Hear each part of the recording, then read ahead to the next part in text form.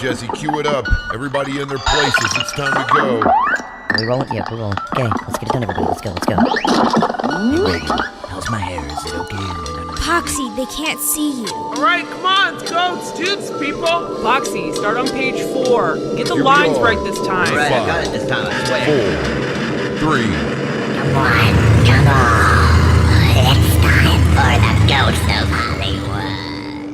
Well, hello, wall crawlers, and welcome to episode 16 of The Ghost of Hollywood. I'm Poxy Leonard here with Miss Reagan, and tonight, well, I can't lie. This is probably the most I've looked forward to working on this program to date. And that's because tonight, our friend Robin Vidgeon, well known for his work with Clive Barker on Hellraiser Parts 1 and 2, as well as Barker's 1989 film, Nightbreed, began his long-running career working with the prolific cinematographer Douglas Slocombe on several movies such as Indiana Jones, Rollerball, Close Encounters, Never Say Never Again, and The Lion of Winter, featuring a young Anthony Hopkins with Katharine Hepburn and Peter O'Toole. In a little bit, we'll talk with Robin about everything from his early days endeavoring into film, the 25-year run with Douglas Slocombe and Chick Watterson, as well as his transition to and career working as a director of photography. And I'll try to keep you on task. I'll try to stay on task.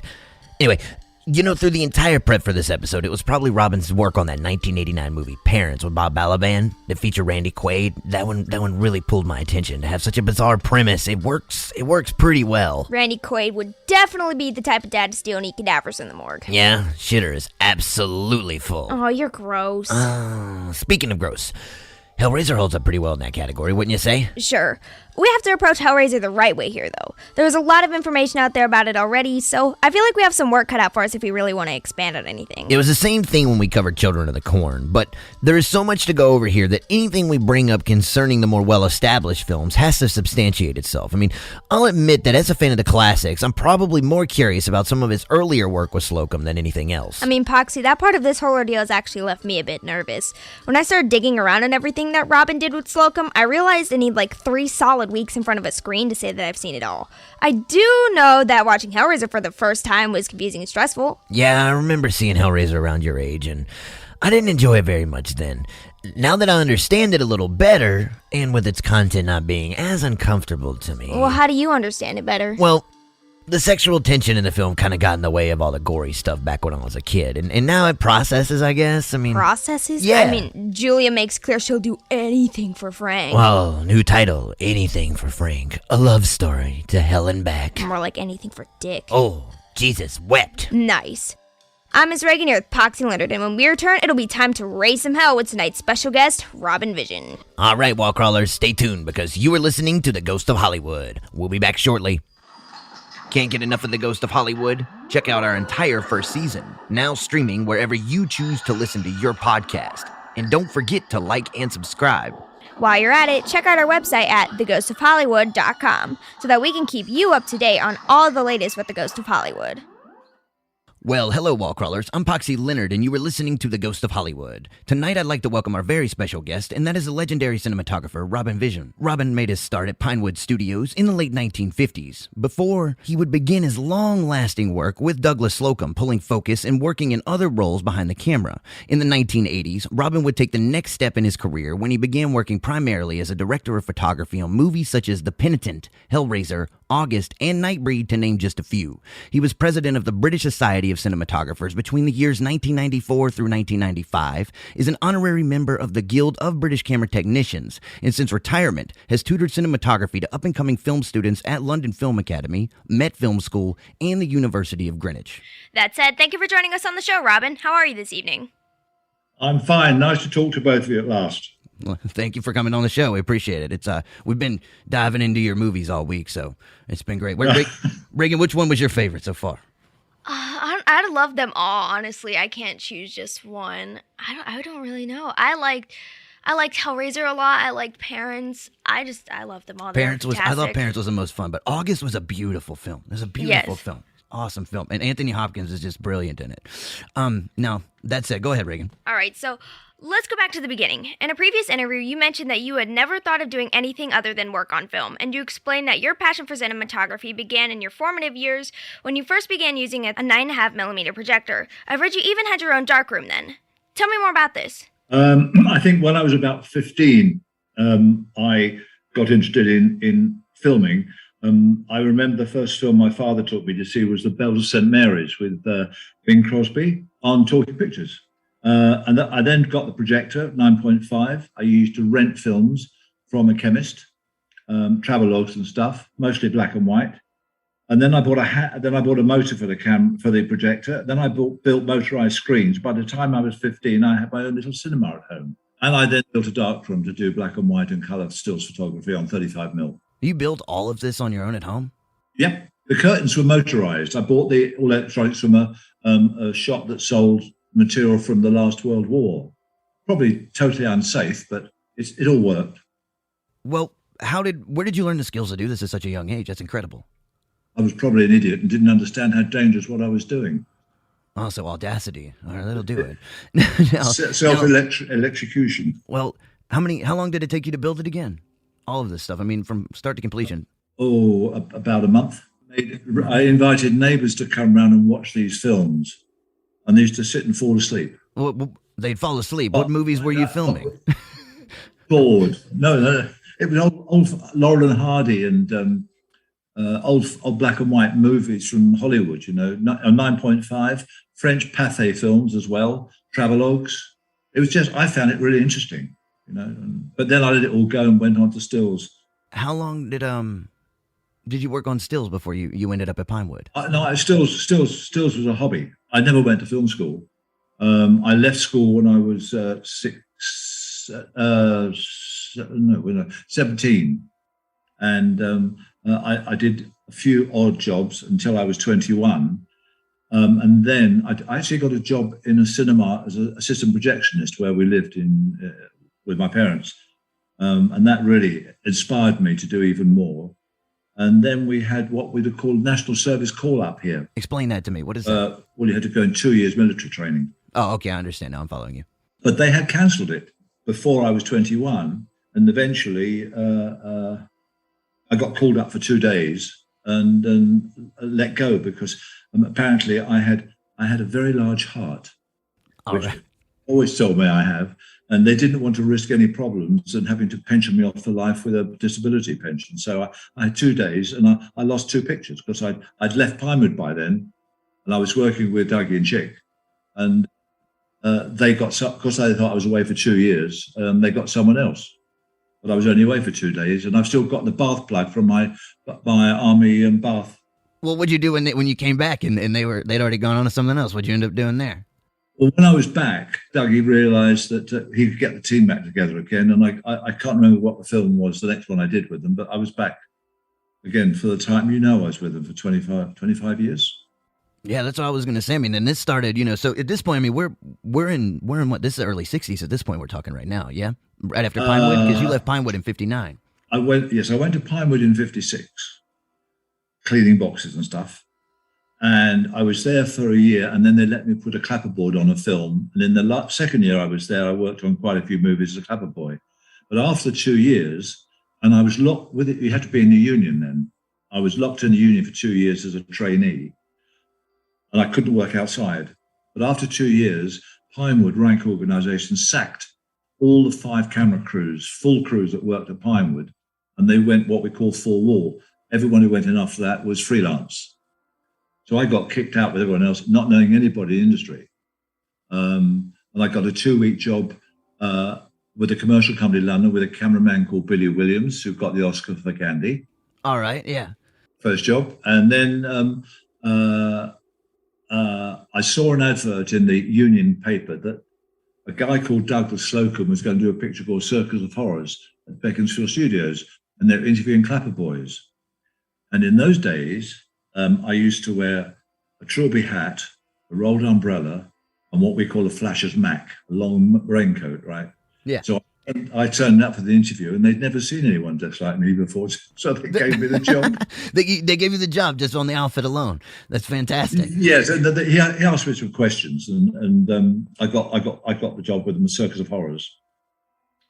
And then we did something else after that, and then Dougie was offered Freud with John Huston, and Chick had just had a baby daughter, and he didn't want to go away for 4 months, so I don't know who they used on Freud as a camera operator, but Chick and I got left behind.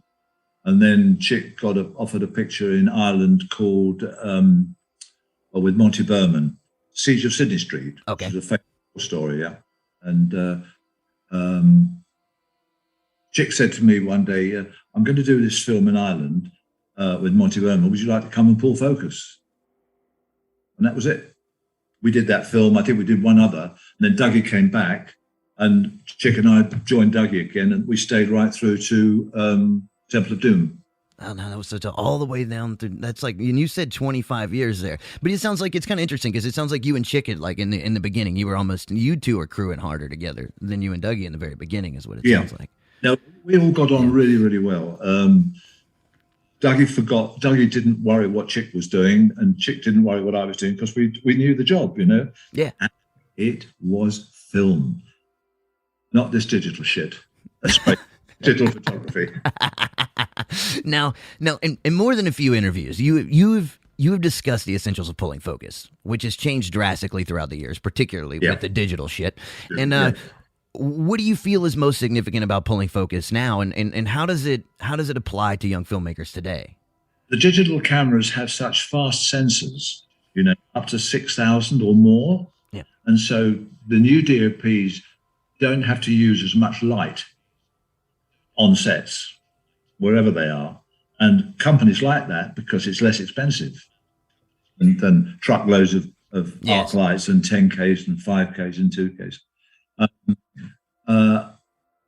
Having said that, I know three focus pullers who worked with me over the years recently got fired from jobs because they were called in. This has nothing to do with what you've written on this page, by the way. Shall I just keep talking or not? No, go ahead. I mean, this is a conversation. Okay. The page is just there. It's like a script. Yeah, sure. Sure. You throw it out and do what you got to do. You pick what you want. But these three guys actually went in. One of them was on the Crown, the big TV series here. Okay. And they normally have 4 or 5 cameras going. And these two focus pullers were called in at different times, and they were given the 4th camera, which was on a 200mm lens, following someone around on the set without rehearsals. Oh, wow. So instead of shooting at 4 or 4.5, they're shooting at 1.4, 1.2, because the sensors work at that. Yeah. And for the focus puller, that was very hard because they didn't know where the actors were going to wander. And you're following close up like this with somebody. And they pick the bits out of the 4 cameras and make it work.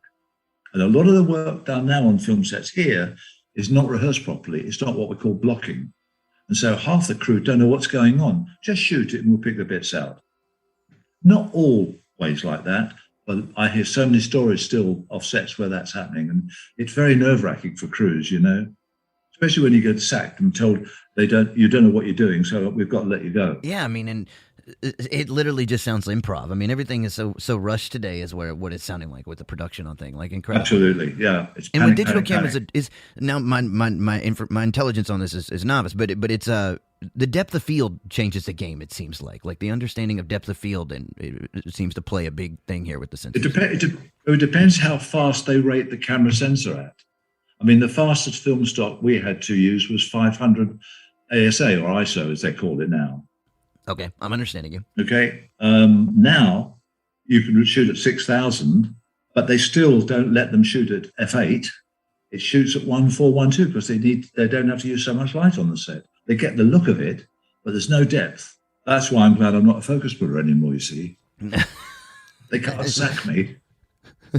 Yeah, well, all right. Now, previously, you've described how Slocombe had an interesting method when it came to selecting your next film projects. Now, I was watching the Q&A on Rollerball, and you talked about where you would go out to like a cottage and review the scripts, and you would drink some beers and hang out. You know, so that was a joke. Oh, no, it didn't. Seriously, it was a joke. That actually happened. But when Chick and I got a phone call from Dougie saying, "Right, I've got a film. I'm not sure which I'm going to do, but we need to come and talk about it." We knew bloody well he'd already signed a contract. You know, you'd have 2 films and he'd know what he was going to do, but he listened to what we thought about them. And when you got Never Say Never, the Bond film, we had Long Life Cans of Beer in the Garden, and Chick said, "I'm not working on a bloody Bond film. It's not even a proper Bond film. It's not. It's an odd one out, you know, with Connery." And he said, "I've got this other film. I might do that." But a week later, Dougie rang, said, "I'm doing a Bond film." either you do it or you don't want to do it. So we did it. We went to Barbados, and we went to France, we went to Spain. It was great fun. Hard work, but it was great fun. How long was the production on that? I think it was altogether, it was not more than 14 weeks. I mean, these figures you're going to catch me out on. But it certainly wasn't longer than 40. That's not counting the underwater stuff that was done in the States by the American underwater crew. Oh, okay. So I understand that, but it still sounds like you were like, I was asking more because gauging all the distance you're traveling. You're all over the place. In 14 weeks, that's a lot of moving around.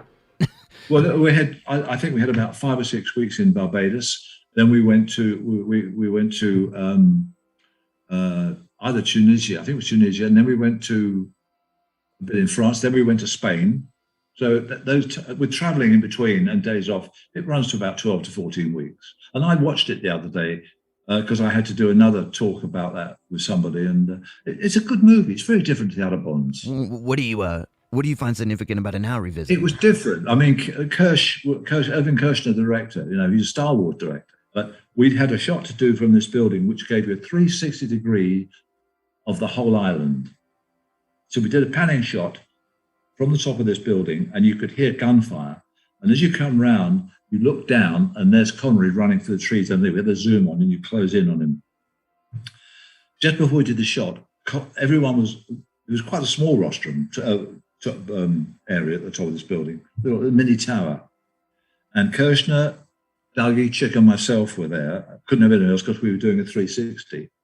Connery came up, and he got hold of Dougie and Kershner by the lapels, and he said, "Right, you two bastards," he said, "we've got 10 weeks of this. You need to talk to each other and tell me what you want to do, because unless you tell me what you want to do, I don't know how to bloody do it." We were so embarrassed. We actually hid under the tripod because we couldn't go anywhere. But it went all right. The picture went all right. Well, I guess did communication get better with them afterward, I suppose? They come up with a plan. Until another film we were doing where his double was on a horse, and the horse jumps into the sea, right? There are 2 cameras on it, pan down, pan down. Second time, the second camera missed him. It was a close-up. He's supposed to come up, and he didn't come up, but his wig came up first. It was like a piece of hay floating on the sea. And we digress. Well, Chick Watterson was the camera operator for Slocombe, and the two of you worked together for a long time. What was your relationship like with Chick, and how did it change throughout your time working together? It didn't change. Chick was a totally committed camera operator. As I said, Dougie trusted us to do our job. He wasn't worried. We were experienced, and we just got on with what we were doing. As a DOP for nearly 30 years now. Yeah. 30 years. I'm as good as the crew I have around me. And I always try to get the best people possible. And they're still around, luckily. I mean, the 2 loaders, the 2 focus pullers, the 2 operators I work with, they're still here, which is great. And we talk every other week. We keep in touch. But our relationship was brilliant. It was very sad because on Temple of Doom, I noticed that Chick was not quite right. And what I was seeing, and I was the only person who saw it, was the fact he was starting to develop Parkinson's. Oh, okay. And it wasn't, he's got a handle head or a free head, so that's fine. But I noticed that when he went down to look through the eyepiece of the camera, his head was shaking very slightly. I know then they did 2, after I'd left them, they did 2 pictures. They did Lady Jane. And they did Water too, right? And they did Water. Yeah. That was the last one. And that was the last one Chick did. Yep. And Douglas didn't do much after that, right? They hired, what was his name? Mesh. You talked about him replacing you in an interview for the last 3 films. They hired to fill out your spot after you had taken, because you had gone down to, this is some point you're kind of transitioning and taking over and directing in The Penitent, right? Or am I a little bit early? No, I was offered The Penitent with Cliff Osmond. Was it Cliff Osmond? In Mexico, which came out of the blue. I don't know why here. I can't remember. Maybe it was after Hellraiser and Nightbreed and stuff. No, it wasn't. It was before that. Because I took Dave Worley, who's done a lot of work with operator. We went out to go together with Raul Julia, the actor. It was an interesting film, but Cliff had written the script, and I think it was the first film he directed. No, it was from what I've read, it was his debut, and I mean that was what Raul did, like 14 pictures after that, but he passed away in the early 90s. But I mean he was moving pretty fast at that point. But yes, I know you would.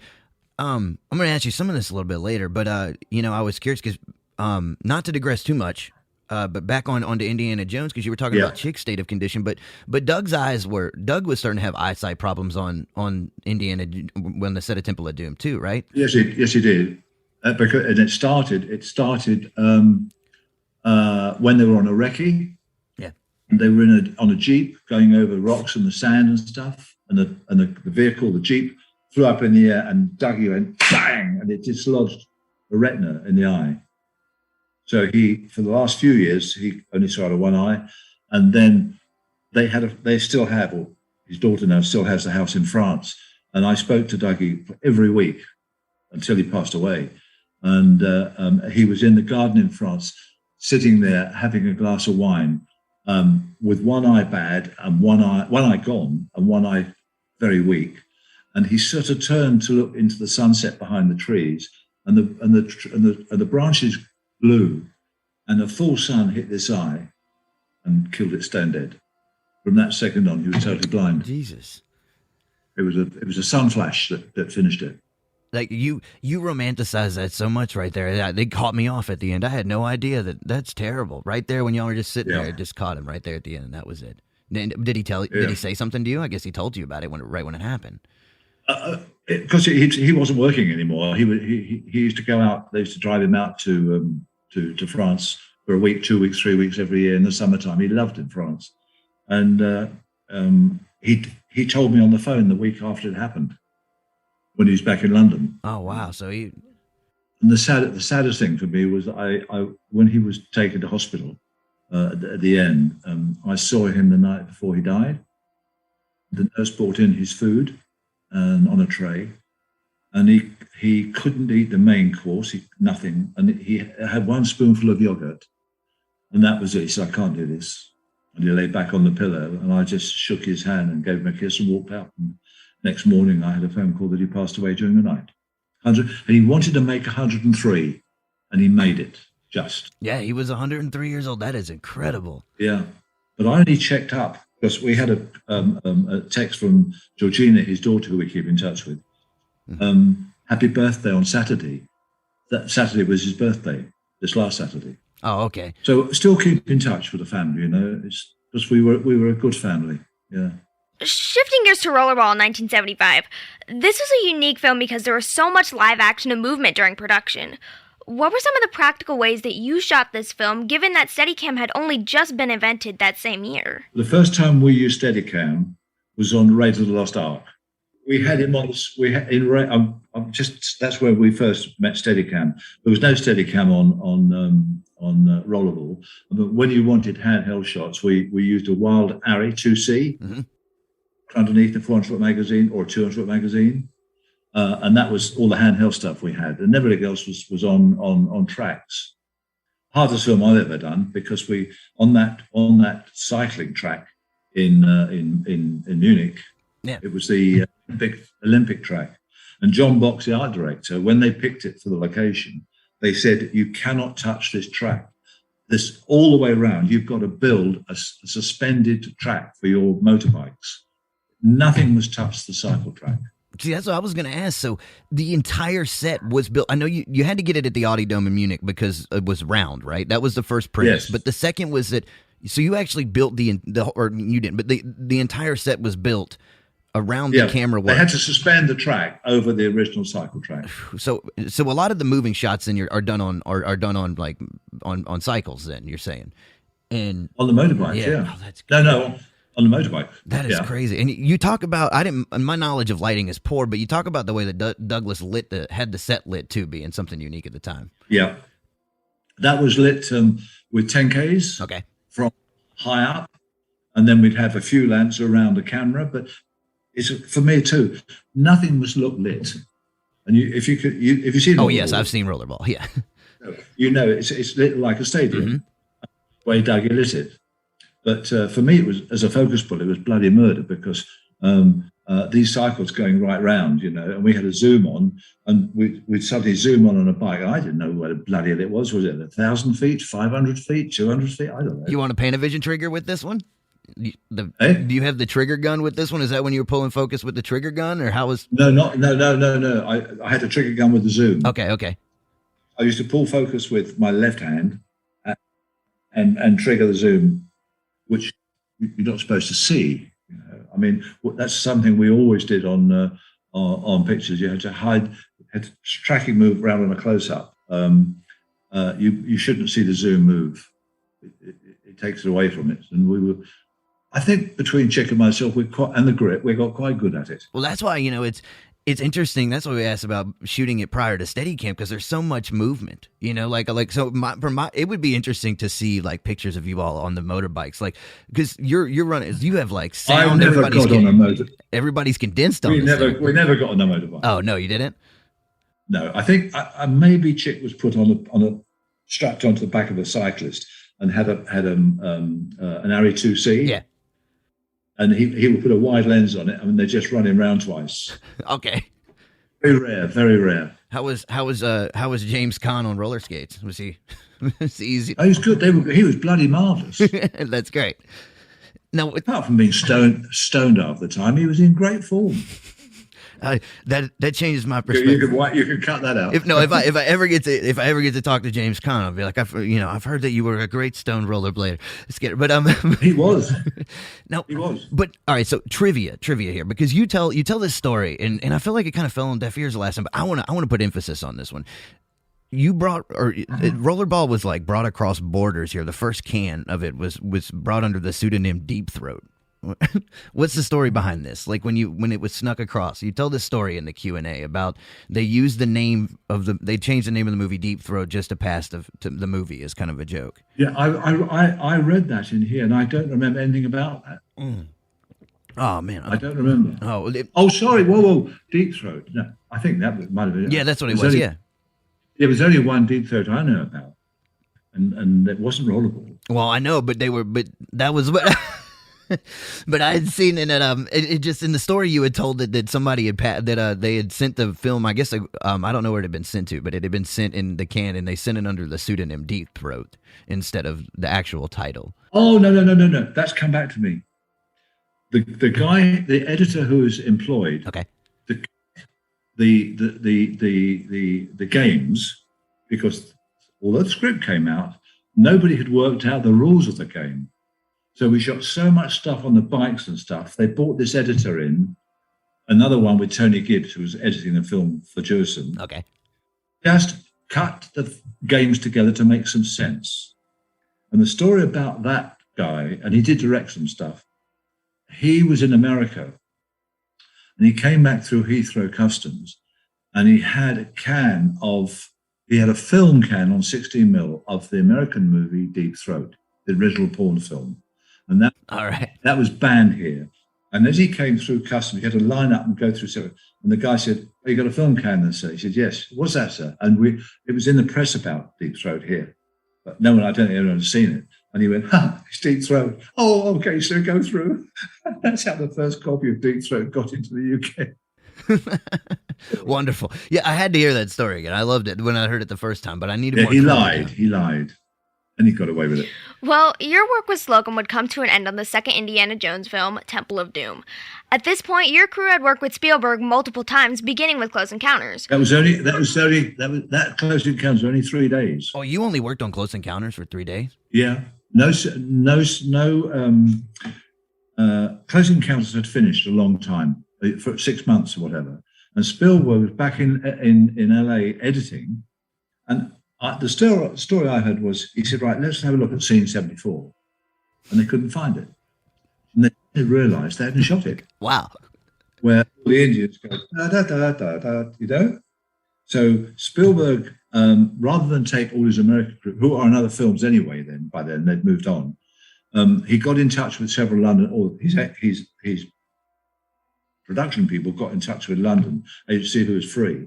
And the minute Stephen heard that Dougie was free, he'd admired Dougie's work all his life, from film school to now. And they were like father and son working together. It was brilliant. And so he said, I'll have Slocombe.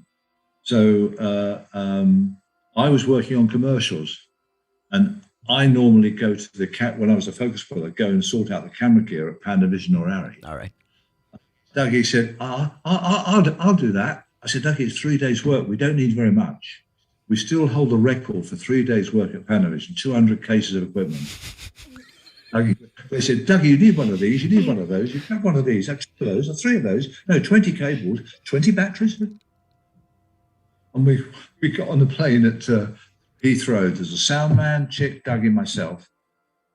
We got on the plane at Heathrow to fly to Mumbai for 3 days' work. And as we got on the plane, we looked to see where we were going to sit in economy. And the steward said, no, through there, sir. I went, oh, we're going business class to Bombay. That's nice. So we walked through, and there were I could see no seats available. He said, no, keep walking. You go up the staircase, sir, first class. What? They booked us first class to Bombay. And when we got up there was Julia Phillips, was it Julia, the producer, 2 actors, and Stephen, and the producer. And he talked to us, and we chatted all the way. We never slept. He just wanted to know about how people worked in England. And it was the first time he'd ever worked with English people. And that 3 days in Mumbai got him back. He said, I'm going to make pictures in England. And then he comes back and does so much work. What else? So it was, what else is that all that you? What else did he and Slocombe, or did you all work with him on, other than the Indiana Jones films and Encounters? Nothing. We did the 3 days on Close Encounters. Then we did Raiders. Then we did Indiana Temple of Doom. And I left them after that. And Dougie and Chick did the third one, right? I didn't do the third one, no. Well, no, they did after you'd left. Yes, yeah. And then Dougie did Lady Jane and Water, and that was his last one.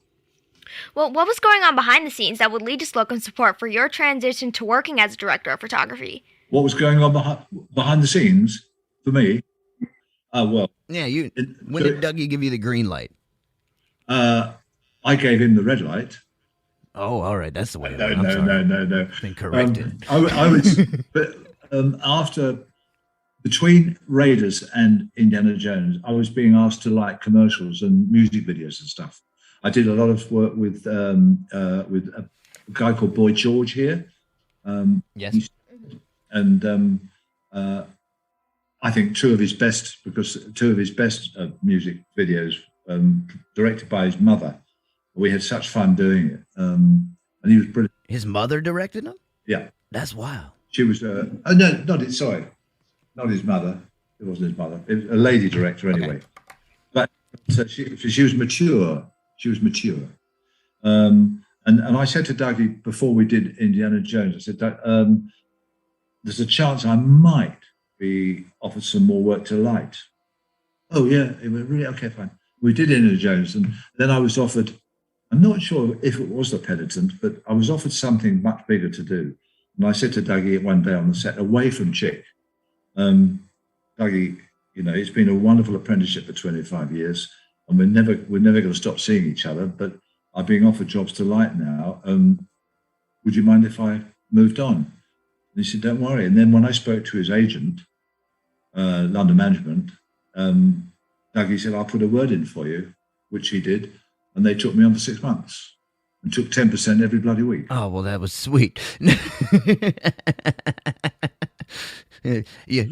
Anyway, that's how we never parted. I mean, we all, until Chick passed away, sadly, and Dougie also, we kept in close touch every week. I mean, I used to see him all the time. Chick passed away in the 90s, if I'm correct, right? He was in his 70s. Yeah, he did. Yeah, okay. Yeah. So you all remained close 10 years after you had stopped working together. It sounds like pretty close. Yes. Yeah. All right. So let's talk about the mission. The camera work on the mission in 1986 resulted in an Academy Award for Best Cinematography by Chris Menges. Did this nomination and win come as any kind of shock to you at the time, or was there Oscar buzz around the film during production? The reason I did the second unit on the mission was because Mike Roberts was the operator with Chris Menges, and Mike and I had grown up together as clapper boys, focus pullers, operators. And he lived 5 minutes from me, and we used to see each other regularly. And when Chick didn't do, I can't remember, it was the third Indiana Jones, I had a call from Stephen asking me, could I recommend an operator? So I did. I recommended Mike, and he did it, and they got on really well together. On the mission, I got a call to go out and do the second unit on my own. I mean, I had a very small Brazilian, Venezuelan, whatever they were, camera crew. But I had 12 weeks work to do on my own, and we didn't have a director with us either. I was doing everything myself. And it was hard work, but it was a fabulous job to do. I mean, the organisation for that film was extraordinary. What surprised me was when I came back and saw the film in London completed, all the stuff where De Niro arrives in the town with all the slaves, and all the dust and the shit. What Chris had done was in post-production, before digital, he completely sunsetted all those shots. It wasn't as we shot it, just straight daylight. He shot it, he improved it with colour, he painted more colour into it. And it was a beautiful picture to work on. And I had to ask Chris, I know for a long time, I said, Chris, I've just done 12 weeks on this film. Can you give me the credit of a second unit director of photography? He said, of course, because that's what you've done. Yeah. When I came back to London, the editors said to me, without your work, we wouldn't have had a film. And that was the best compliment. And I'm very proud of that film, but everyone had a hard time on it. But out of it came a wonderful piece of work. De Niro was brilliant. Yeah, well, I heard a lot of the cast and crew became sick with amoebic dysentery during production. Did this slow filming at the time, or was there a strict shooting schedule that had to be met? I didn't know anything about dysentery at all, even myself. I was quite healthy, really, and none of my crew got it, so I don't know where that came. Maybe there were some alcohol problems. Well, I read De Niro evening at the bar. That's what really happened. That's the truth. Yeah, I never. I took the one thing again, which is really strange. We used to leave when we went up to the main location where they built the cathedral. Yeah, we built the church. We didn't. They built it. We had to get in boats and go up the river, and then to the location and start filming, and then in the boats back at night. And every time we got off the boats and walked up, like 5-minute walk to where the set was, we'd pass a Red Cross hut where we had an English doctor. All right. There was always a queue of the Indian crew members, not crew members, but the extras. Because they brought in, I think, 200 people from another part of the country, and they taught them how to sing Latin, how to act, and with ran a school for them. And I said to this doctor, what are all these people here? He said, it's not the married people. He said, but all these donkeys around here. The men have fun with the donkeys. It is, yeah. But I said, you can't. He said, yes. He said, we have to give them injection from time to time because they catch things. Oh, gosh. Eel. Look, I grew up in the Appalachian Mountains back in eastern United States, and they used to tell some stories about some good old boys and some cows. So I'm not. This isn't completely unfamiliar to me, ironically enough. No, unlike the train in this country 2 years ago that was coming up from the coast into London, and it stood a red signal, and somebody was looking out the window, and there was a farmer with a sheep doing naughty things behind the hedge. But of all times to stop with the train, it sounds planned. Sorry. So the mission was hard work, but I think the end result was quite extraordinary. No, it's a hell of a film. I mean, now with that too, we got to talk about film stock. So, all right, now if I follow correctly, you would regularly you've worked with AGFA pretty regularly up until it was discontinued, right? No, not all right, so talk to me about that, because let's talk about the history of the transition with AGFA. I'm always for the underdog, and when I started lighting, I liked the look of Fuji stock. All right, so you were using Fuji even before AGFA went out? Yes. Okay, all right, I'm following you now. The weird thing about the mission was it was shot on Kodak stock, But for the interior jungle sequences, day, and jungle is green, Chris decided to use Agfa, which always had a green bias, which people didn't like. Is that when they brought in these huge fucking tungsten lights you were talking about in another interview? Yeah. Okay, go ahead. I'm sorry. Stilks. But so he, and I said to him, why are you using this Agfa stock? He said, because they've at last got it right. He said, I like the quality it gives with the greens. But then just after that, Agfa stopped making film for movies, you know. But I kept going with Fuji, and we had quite a few letters and emails from Fuji saying to us, what do you want us to do? And one of the things I said, you've got to sort of give us some emulsions that are harder or softer. Give us a choice of negatives. And within a year, Fuji gave us 5 different types of negatives, which covered every sort of script you'd ever get. So they did do it, you know. That's, you know, when you worked with Doug in your earlier days, what were you all working on? Because there was a lot of films that were colored with Technicolor, and then there's some other things that you had worked on. I mean, Dougie always used Kodak. So he always used Kodak. Now at the point that you were working more as director of photography, at this point, was this when Kodak had switched over to Eastman color, and they'd started doing some of the Eastman color stuff? No, they changed over to Eastman while I was with Dougie. Oh shit, okay. But it's Eastman color, Eastman Kodak. It was Kodak stock. Yeah. And they're still making stock. People are still, Stephen won't shoot digital. Several directors, they won't shoot digital, they only shoot film. West Side Story. Film. West Side Story is all shot on film. That's crazy. Oh yeah. You know, I was talking to Fridge Kirsch, because, you know, Bob Banas, who was in the original West Side Story. We were talking about that Nitty Gritty video on the Judy Garland show in the 60s where he does that wild dance. And Fritz was telling me that he was helping doing a lot of the choreography behind the scenes of that. Sounds like the movie was a really brilliant collaboration. The first West Side Story or this one? This one, that he was working behind the scenes on this one. He acted in the first one, I believe. But it's just a beautiful film. But I had no idea that it was actually shot on film stock. Oh yeah. Stephen will not shoot digital. That's wild. The big directors won't shoot digital because with film comes discipline. It's simple. It's that easy. But the young kids don't understand that, you know, the new guys. No, I have no idea. I mean, you got, like, for instance, I've read, when we talked with Richard Haynes, he wrote a book on Technicolor in like 3-stripe, you know. And it was interesting to learn a lot about this stuff. But, you know, I've seen a lot of things. I mean, my experience with digital is more like looking at these, like, airy MLFs, like what Deakins used in 1917 and stuff like that, you know. So so it's interesting to talk about the other, you know, the way that it worked in the past, especially like the coloration processes and stuff, you know. It just sounds much more, a lot more meticulous and a lot more attention to detail than it is now, if I'm correct in that. Sure. What I say to students, is I never want you here because it's all digital now with them. The schools can't afford film. I say, never tell me you'll fix it in post because we had to get it right on the day. I mean, now a 1,000-foot roll of 35mm negative is over with customs tax is over $1,000. And you're going to shoot 250,000 feet on a film. That's a lot of money. Mm-hmm. But Spielberg can afford that. Yeah, that's true. That's crazy, though. Mm-hmm. Well, actor Cliff Osmond made his directorial debut in 1986 with his film The Penitent. Can you tell us about your work as a director of photography on this project? Yep. I read the script in London and went out to Mexico and met him.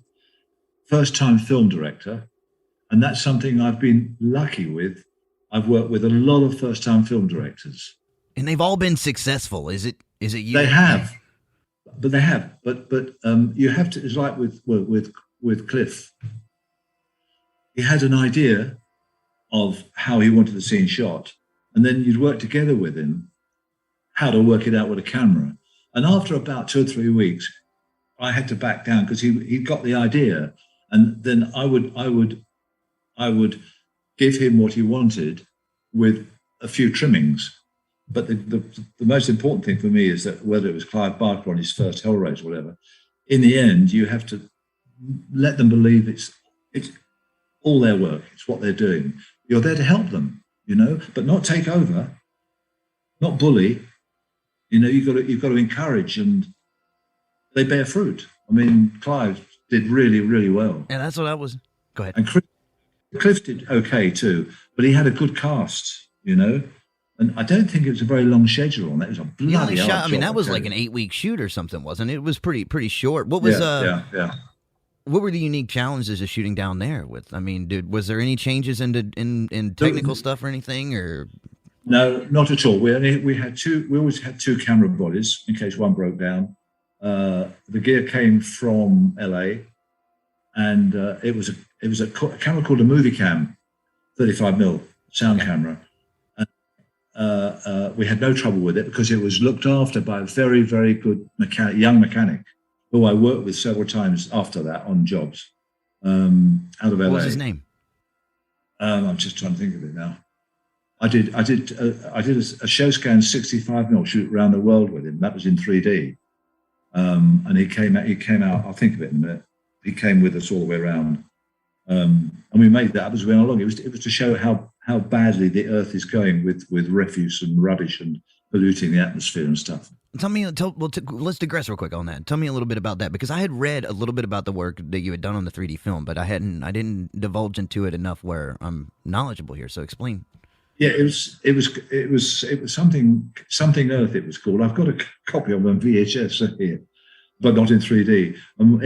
It was a system designed by an American for the show fairs in the States, where you sit in a seat in the cinema with a massive screen in 3D, and the seats move with the soundtrack. You know, if you're going, you think it's not with the goggles. You sit there and you think you're really there, but the depth was extraordinary because it was 65mm negative, where we had two cameras. We had one looking through the mirror that way and one at the top looking down here, and that was expensive stock. But we went around about 6 different countries, and the most polluting country, apart from Mexico, we did some terrible shooting on the rubbish dumps outside Mexico City with the children crawling through the shit, trying to get something that they can sell to eat. And that's still going on today, you know. And we shot that. We went to Spain with the most polluted river in Europe. And we had to go in the water because the river is totally radioactive. We put all the gear on, and I remember putting on a big pair of green Wellington boots. The director, the American, wouldn't come with us. He stayed in the hotel we did it on Sunday, the 2 shots, and he stayed in the hotel. I was in the water for 25 minutes to get in the shot. When I came out, all the colour had gone out the boots, completely bleached. Holy shit! He was an idiot. Howard Hughes and the Conqueror be damned. You're right out in the cesspool with this. Yeah. That's right. But then there's a guy fishing for his lunch on the shore, on a jetty, pulling fish out of a radioactive river. God. Oh, that is awful. That was show scan.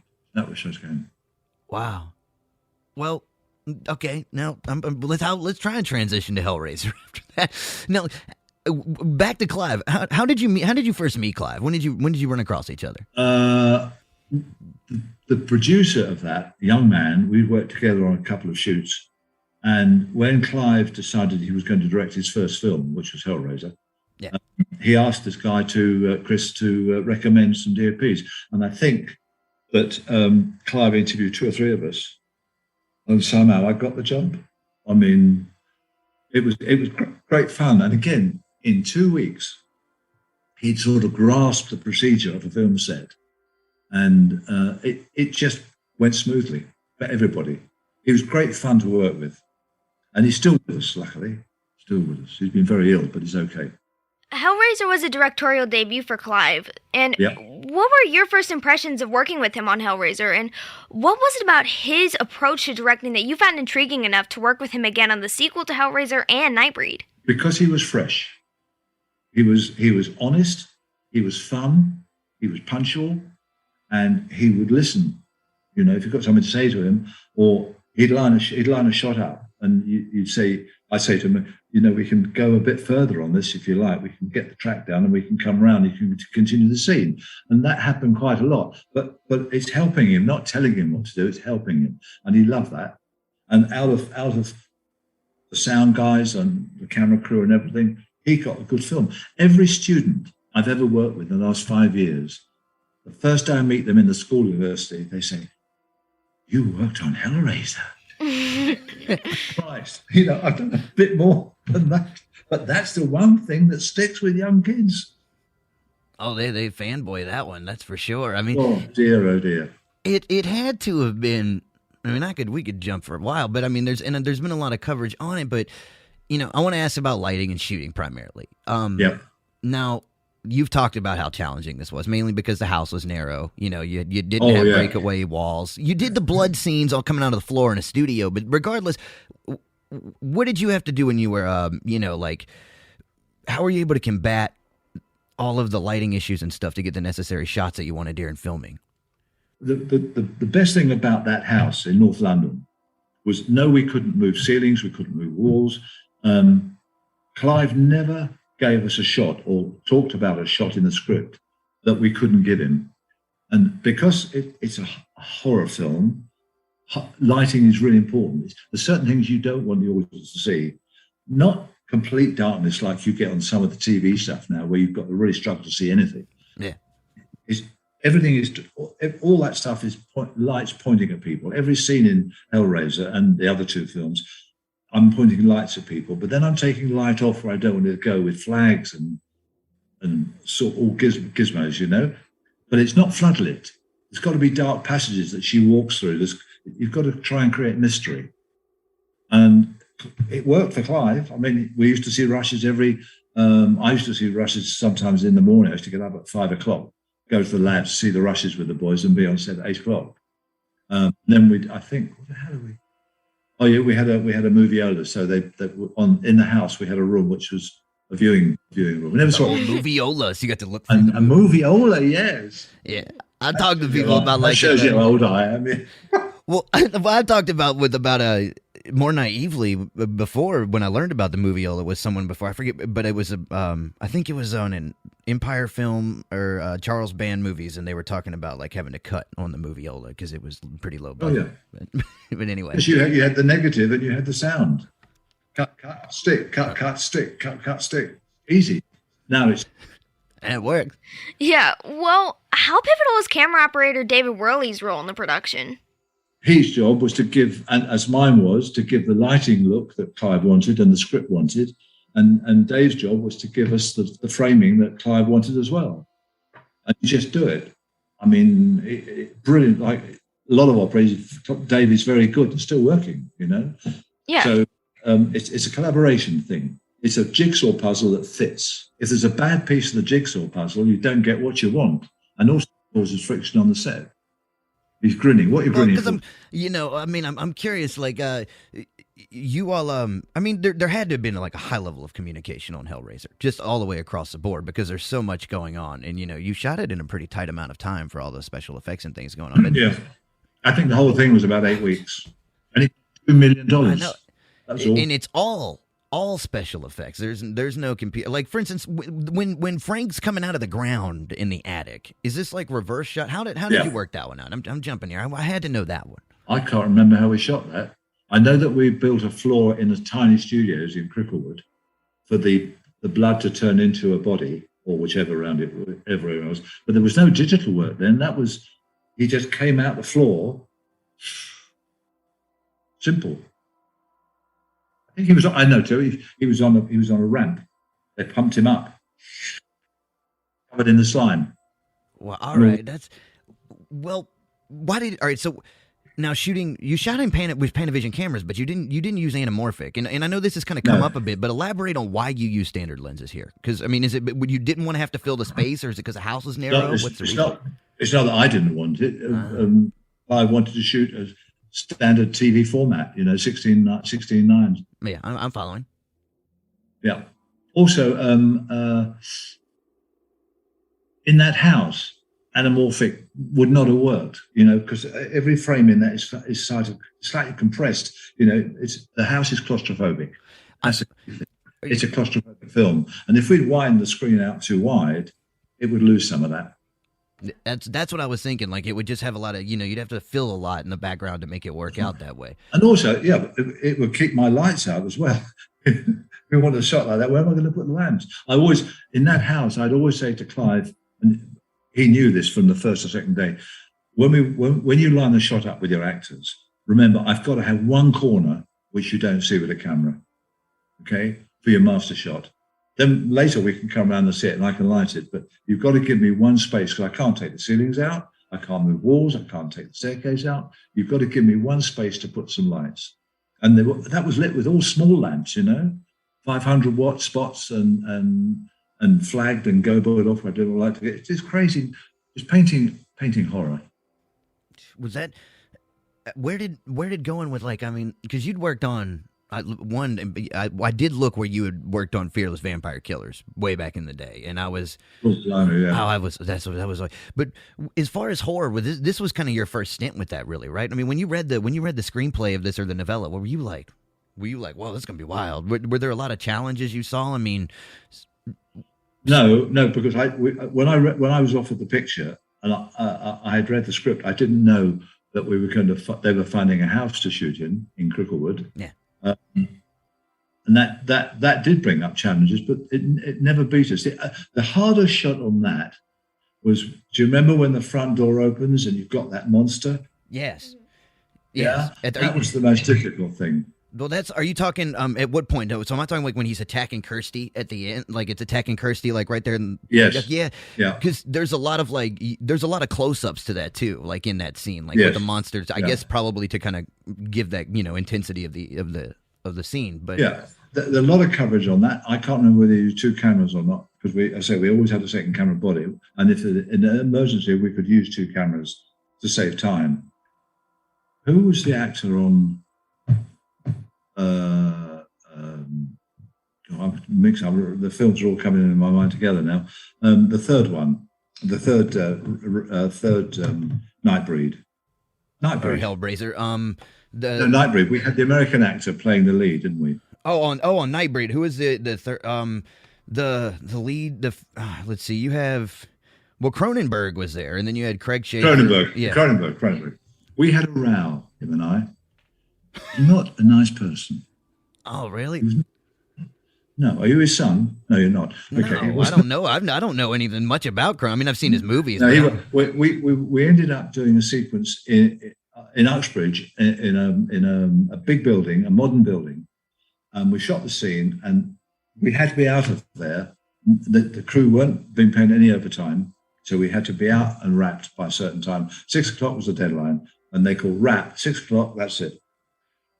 We had two over shoulders, an over shoulder to do with Cronenberg and the other actor by a window, okay, looking down on the streets and the car park below. Oh, is this like in one of those office building shots? Yes. Okay, I'm following you. I said by the window. I said to Clive, "We're not going to get this by 5:45. We've got 2 shots to get." I said, "I can run 2 cameras on this. I'll operate camera looking at Cronenberg, and Dave will operate the other camera looking at 2 static shots, 2 head and shoulders, right?" Yeah. But we've got the shots by 5 to 6, which we've never done. And as I walked past to say goodbye to the crew, I heard Cronenberg saying to Clive, "Don't you ever let a prick of a DOP get you to do that again." Oh, wow. Did you say anything to him about it? What on earth? I did next day to Clive. I said, "What's he talking about? You got the 2 shots you wanted. If we hadn't done that, you wouldn't have got them, and we can't come back. You either do it or you don't do it." Yeah. Or shot straight at them, but I couldn't do that because it was so bright outside. I got no lights up there to balance it. There'd have been 2 silhouettes, but we got 2 really good head and shoulders over shoulders. Well, I mean, proof's in it. Then you... Cronenberg went back to stage thinking I was a prick. I wonder what he would think. I wonder what he thought when the shots turned out. I mean, he was directing at this point himself, so I guess he was a bit heavy-handed as far as his opinion on set. Was this a kind of an overall thing, or was this one isolated incident? No, he was aloof. He was an aloof actor. He was never friendly with the crew. No, he was quite a cold person. He played it person in the film, but off camera he was just the same. You couldn't sit down and talk to him. Who was like one through? I mean, you've worked with a ton of people. I mean, other than Anthony Hopkins, who have you? I like working with first-time directors because they're fresh. They have new ideas, and it's your job to put those on the screen with them. But as I said before, letting them believe it's all their work, and we're just there to help. Yeah. Well, back on Hellraiser for a second, with the all of the special effects and the intensity of that, did you and Bob Keane have to communicate a lot to be able to get all of this on camera the way that Clive wanted it? No, not at all. Everything that came in front of the camera was what Clive wanted from his books, from the stories, and what he asked us to do, we all did. I mean, Bob was brilliant, amazing special effects team. He worked on y'all worked on Nightbreed too, didn't you? I think he did. Yeah, we had one scene where we had a very nice young electrician, lovely guy, very handsome young man. And one morning, about 11 o'clock, we were doing a scene, and they had some of these creatures in the background. And this person came on completely black, with the most amazing pair of naked breasts and a loincloth. And Bob had turned him into this, and he was standing in front of the camera. He was so embarrassed, but my God, she looked good. But it was a guy. So Bob, and the spark, I'll tell you what, the electricians took the piss out of him for the rest of the picture, because they weren't taking pictures of him, and poor kid suffered. But he did look very nice, I must say. He was a very great. Bob is still alive. I believe he's living in the States somewhere. He's still working, I believe. If I was looking at his, well, he's way in the back of Beyond. He's I don't know if he's still married, but he's much older. But he's way out in the country somewhere, away from cities. Well, what was different about working on Hellraiser 2, and what was your experience like with Tony Randall, who worked on the first film, directing this time around? First day on the set at Pinewood, we're all on there at 8 o'clock, and he's not turned up. And he's at 15:15. And I thought, I wonder if he's in his office. And I went round to his office. He was sitting there absolutely terrified of walking on the set. And I said, come on, you've got to do this. Get up. We're all here together. We'll work together. Just do it. Let's get the first setup. And we went on set. And the second day, he was back to normal again. Very, very quiet man.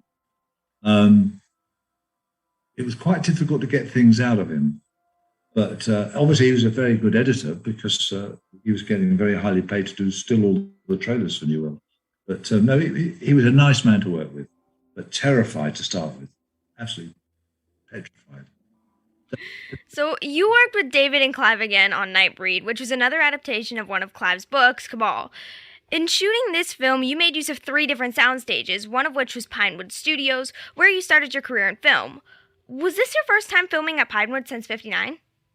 Did we shoot some stuff? Yeah, we did shoot at Pinewood for Nightbreed, but I hadn't been back as a DOP to Pinewood, but I had been back several times on other pictures. Like I was just saying, we did the English bits of Gatsby there. We shot Gatsby in the States, but then we came back to Pinewood for quite a bit, and also we did some of The Mission at Pinewood too. So, like, I'm trying to get this. Like, I mean, in England, is Pinewood's kind of like is this like Ealing? Is this kind of like a regular go-to spot? Like, pretty significant studio? Pinewood is the mother of film studios. It's been the longest, apart from a couple in Elstree, where Elstree Studios are. There was a studio there in the 20s. But Pinewood is the top studio here. But I think Amazon are just tripling the size of Shepperton Studios. They've taken Shepperton over. So that's going to be a massive studio. We've got studios being built all over the place. It's crazy. Now, all this new streaming stuff, I guess there's just money to put down on it. The Americans are putting a lot of money into film production here, and in Northern Ireland as well. That's been just announced this week. There's new studios going into Northern Ireland. And we've got studios in Wales, But they've got to start making entertaining product, not death, rape, and violence, which is what's coming out all the time at the moment. Yes, a lot of exploit again. Terrible. Horror's all right, but not the sort of stuff that's happening on our streets every day. Shootings and stabbings, every day last week, a child was stabbed in London. Oh, wow. To death. I'd been into, not to digress too hard, but I was in England, I mean, we traveled quite a bit of the country. I mean, everywhere from like Blackpool all the way to we were in Leeds at one point. But at the time, there was a lot of stab-ins were going on with a lot of the youth gangs and stuff that were going on. You know, I was traveling in a punk band at the time, and that was a pretty significant thing. But it was different here because there's so much gun violence here. Like where we're at in Portland right now, gun violence is. Yeah. No. Back to this real quick with Nightbreed. So there's 4 different cuts of the film. Why are there 4? I don't know. I didn't know that.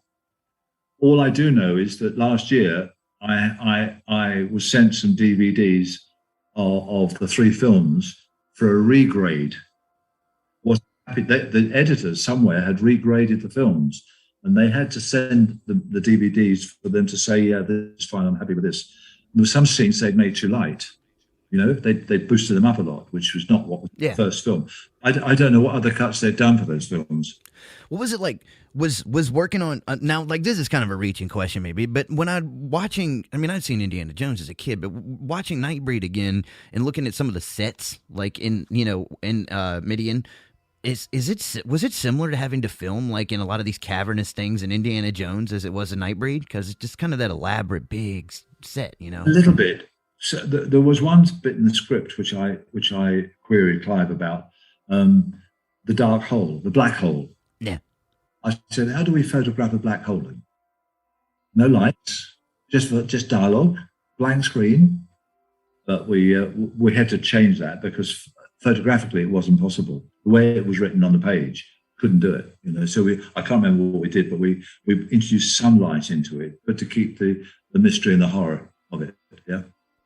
How did what about the televisions in Hellraiser? Because back then you're shooting on film in the roll bar. Did you have to shoot it at higher rates of frame rates when you shot the television for the flower? We had a really crappy little box where you could actually adjust and get the bar out.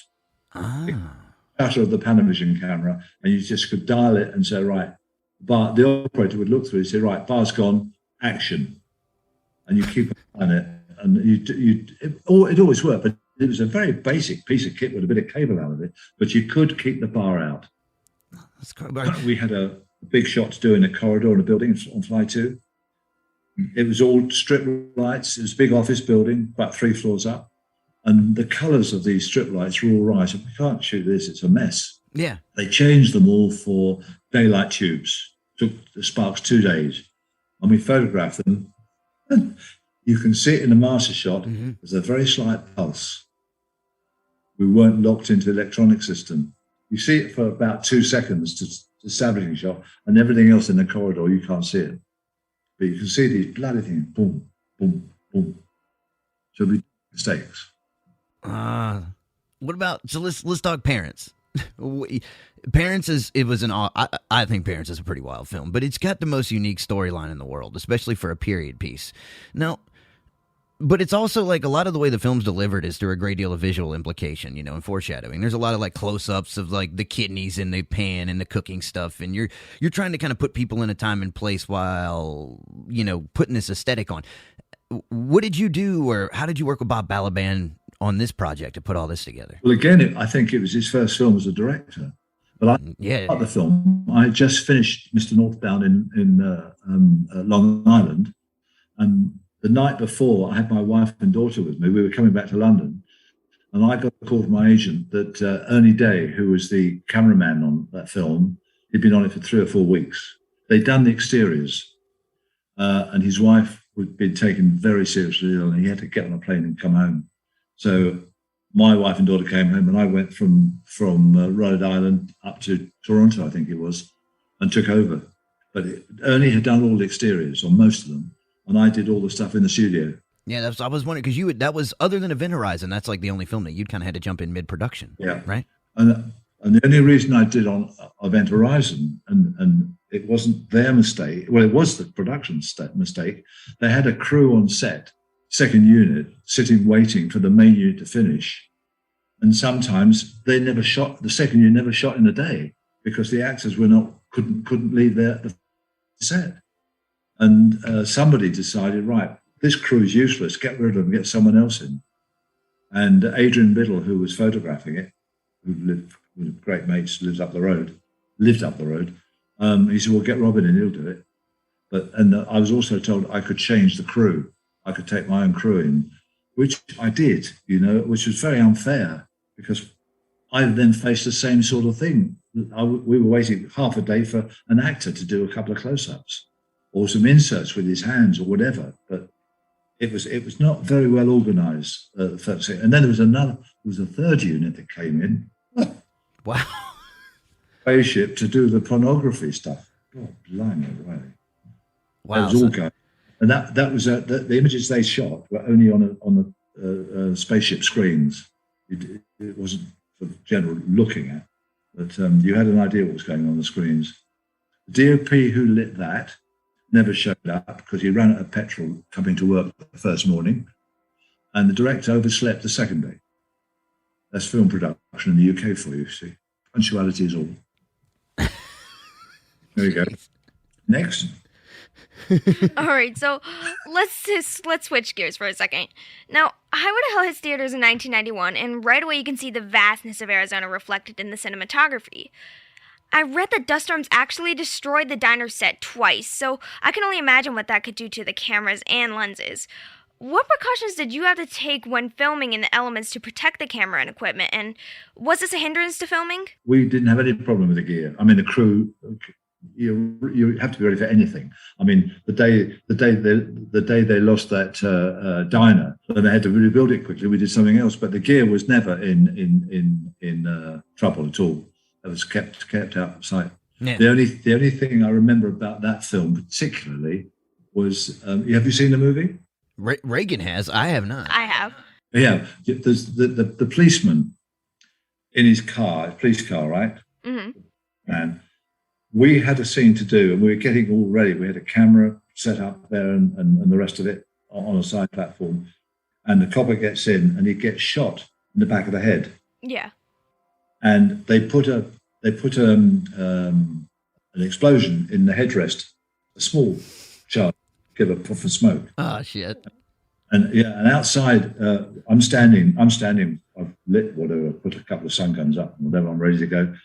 And the what do you call them? Guys in charge of the guns. The armorers. Oh. Yeah. The armorer. He comes up and he gets the box out and he starts to put it in, and someone says, "Stop!" He's got a box of blanks, just like happened last year on that set in the States. Putting a live bullet in. It was a live bullet in the middle of a box of blanks. Spotted it and said, "Stop!" And he was sacked on the spot. Oh.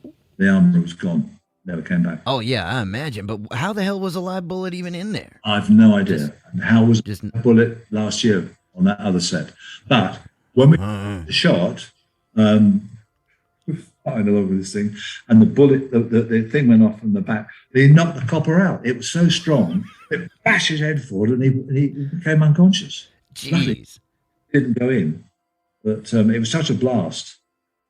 That's the only thing. And the other thing, I went out for an interview with Atta de Jong to do the picture, and I flew out to LA or Phoenix, LA, and I went to this meeting all around a board table, and we talked about the film, and all these people asked me questions. I said, "Well, is that it?" He said, "Yes, thanks." I said, "Well, when will I know if I'm doing the film? Because it hasn't been offered." And well, you are doing the film. Nobody had told me.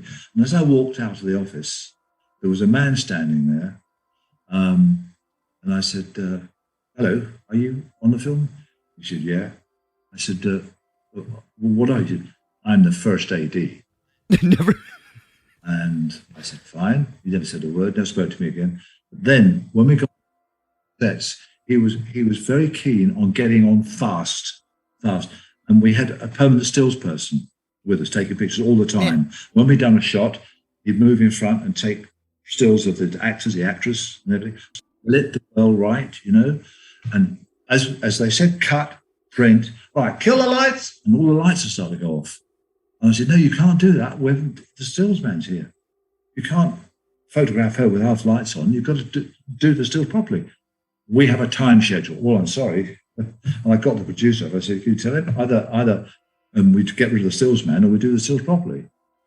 And I found out afterwards, poor man, he had been a TV AD in New York and had come through the worst drugs problem he'd ever had, anyone had seen. And his life was saved. You know, his wife saved him. But he was quite strange. Yeah, so quite strange. I mean, you know, from what I'd read, Ate de Jong talked about it being like a difficult film to work on.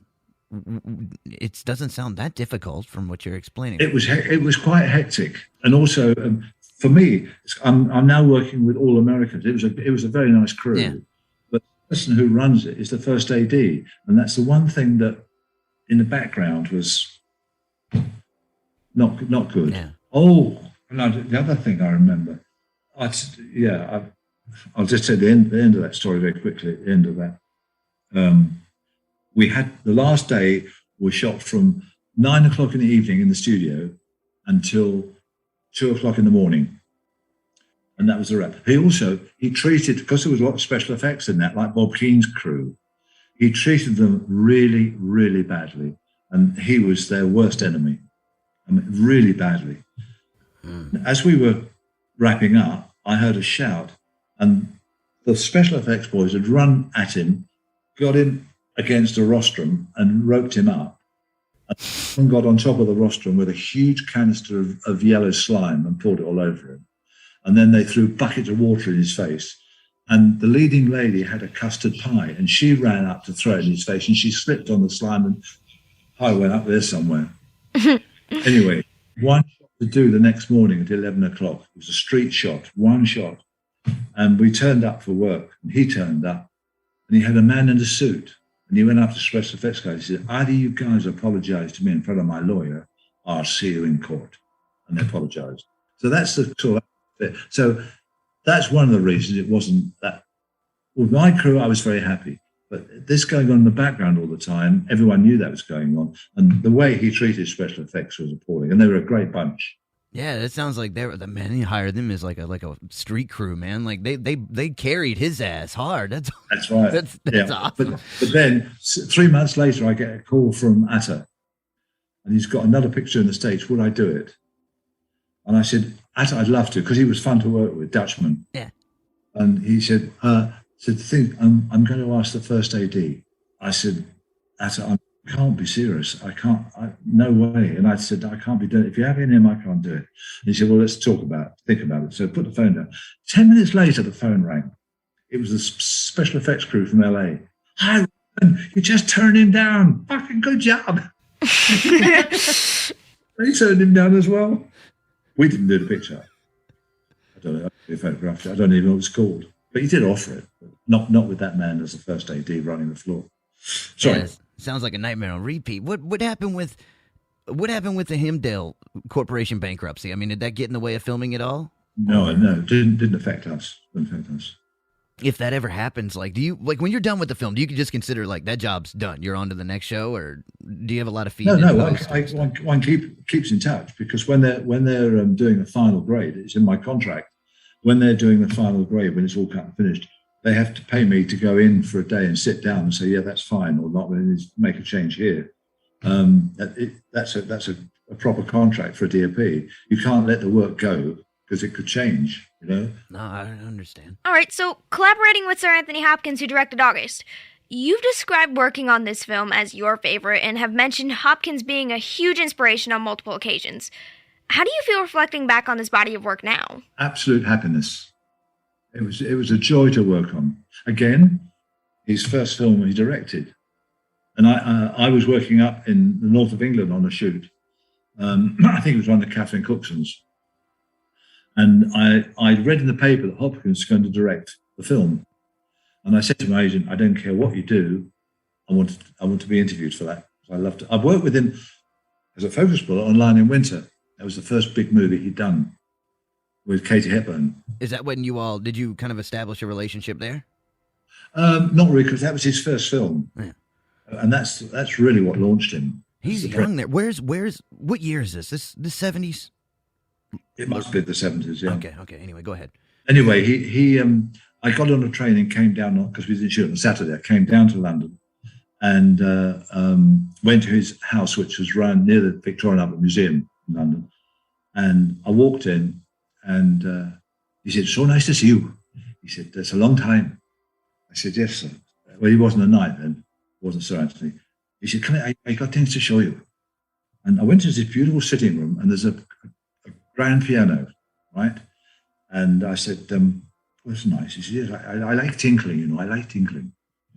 And he said, I've got a little computer here. It's a little Scion computer." He said, "And I've taken some ideas from my script." He said, "Could you read them? And do you think it's a good idea?" So an hour later, we'd gone through bits and pieces, and we were getting on fine. And then he said, I'm also doing the music for the film." He said, I'll play you a couple of pieces." And he sat at this grand piano. He's an amazing pianist. Yeah, and the score is very significant to the film. That's interesting to know. He composed it. He composed the music. And I went to the recording with the London Symphony Orchestra with him, and it was breathtaking. And the film's lovely. There was Freddie Young, who photographed Vargo, got 3 Oscars, right? Knew really, really well, and his wife. I got a copy of August, a print to run at Pinewood Studios, because we used to have a screening every month of a film, and I got the copy. And Freddie's sitting next to me, and I've never told anybody this, so forget what I'm saying. When the lights came up, he said, "You deserve an Oscar for that." And I thought, well, coming from him, that's quite a nice compliment. It is. It's such a unique film, and compared to the other body of work you've done, and I mean, I know that we've grazed a lot of it. I mean, just some of it. Sorry, section of it, but there's so many grains in it, in the way that it's acted out, and it's very much a people film, And what was it like being on set working that whole thing out? I mean, it just had to have been a very unique experience in totality. It was. Because you'd sit back and watch him rehearse with the directors. I mean, that was a performance in itself. Then he plays the part, and again, it's a strange thing. First time director, he trusted me to say, "Yeah, we've got that. That's fine." What he didn't like was close-ups, and the last speech in that film, where we start back, and then the woman is at the window. And he's at the desk, and he does this long speech, and we slowly move in. And we got it in 2 takes perfectly. And I said, "Tony, we need a close-up." "I don't do close-ups." I said, "You've got to have a close-up to intercut with this, because you've got a close-up of her listening to you. We've done that to cut into the tracking shot, but you do need it. We'll do it as a moving shot as well, but we made him do it. Of course, they use it in the film. You have to have that." Yeah, and there's the doctor too. There's another scene with the doctor, and it's earlier in the film with some really good close-ups there. There's the one right in the beginning of the film where he's like sitting there looking at the camera. I mean, that's not isn't on him, but it's still pretty close there to him. Yeah, shot. Yeah, and then when we finished the film, we had to go straight up to Mould to do the play, just direct and act the play. So he had 2 days off, and then straight up the theatre to go into performance and rehearsals. But because they had a professional sound crew, they had a film sound crew and a film camera crew with me. The rest came from the TV company who were supplying the money. I can't remember who they were. And they insisted on having their own editor. Now, this guy had never edited for a big screen. He was a top TV series editor. And so the caravan went up and parked in the car park at the theatre. So now during the day, he's editing with the editor, then he's rehearsing with the cast for the play, and then he's in the play at night. He was absolutely knackered. But when we saw the first cut in London, it was appalling. And that first viewing of his edit completely put him off ever directing any film again. Why? That's not what we've shot. The stuff that should be here is not here. Every time the camera starts the movie, cut a close-up. No, let it build up with a dialogue, then drift to her, then drift back to him. But it was cut, just like a TV drama. And it wasn't that at all. Oh, so they just trimmed it to pieces. Huh? And so it just got trimmed up a lot. I mean, it just sounds too much. Too much. Yeah. But it was put back. They got another editor in to put it back to normal. And it I like it. It was good in the end. But he was such fun to work with. Yeah, I mean, that's what I was wondering. Like, as a director, he's really unique. And, for instance, I was telling Reagan, too, that for instance, most of us get our cut in with Anthony Hopkins. At least the time frame I was born with Silence of the Lambs. So you're like traumatized by him immediately. Now she didn't have that. August was like one of the first things she's seen him do. So that was a pretty unique experience. We used to have lunch in a tent on location up in Wales, North Wales, and his film he'd done Kellogg's. The man who invented the breakfast cereal, Kellogg's. Yeah, he played that in the States. And I can't remember what the film was called now. It didn't do really well. But, he had these funny teeth. They talk like that. And they were a big one for you. And I'm having lunch one day, and he comes up behind me, taps me on the shoulder. I look around, he's got the bloody teeth in. They've just flown the teeth in from America as a thank you present for him. And he wore them all down the set. No one could take him seriously. He had to take him out for the shot, but he had a great singing voice. He played the piano beautifully. Yeah, he was wonderful. He's still with us. That's the main thing. Now, you brought up television too, and that you've done a ton of work in television, but you've also talked about the differences in the production behind the scenes of television. So timing seeming like it's the biggest consensus from at least a naive person's standpoint. What's the difference in the game really as far as production goes? Shooting a film for the cinema or shooting a film for television is no different. My job is exactly the same. The focus puller's job is the same. The operator's the same. The sound people are the same. The only difference is probably the budget and the schedule. That's the only difference. My job doesn't change, lighting-wise. If we were shooting digital now, my job would be changed. How? I would not want to be loaded with all the digital stuff that's going on at the moment. I mean, you've got an extra member of the camera crew now, who is the not the colorist, he's the digital whatever his title is, and he's sitting in the back of a set with controls, and he's making a copy of what we're shooting for the editors. He's making a copy as a backup. Star Wars do 5 copies of everything every time a camera turns on it for security, or more, And an example is the gaffer who died, I used for years, died 2 years ago. He was on a TV series up in London. And he came out of the house because they were going to shoot to get some fresh air. And the van was parked outside. And the video engineer was sitting with the screen and the controls. And she said, that's better. And Steve said, what do you mean it's better like that? She said, well, it's too light. I'm making it dark. He said, the cameraman's just lit that. Don't change it. And he went back and told the cameraman, and she got sacked that day. You don't interfere with the work. She was twiddling knobs and making it redder, bluer, darker, lighter, and they can do that now. And lots of them do it. If I shot a digital film now and walked away from it, I don't know what they'd be doing with it up in the edit suite.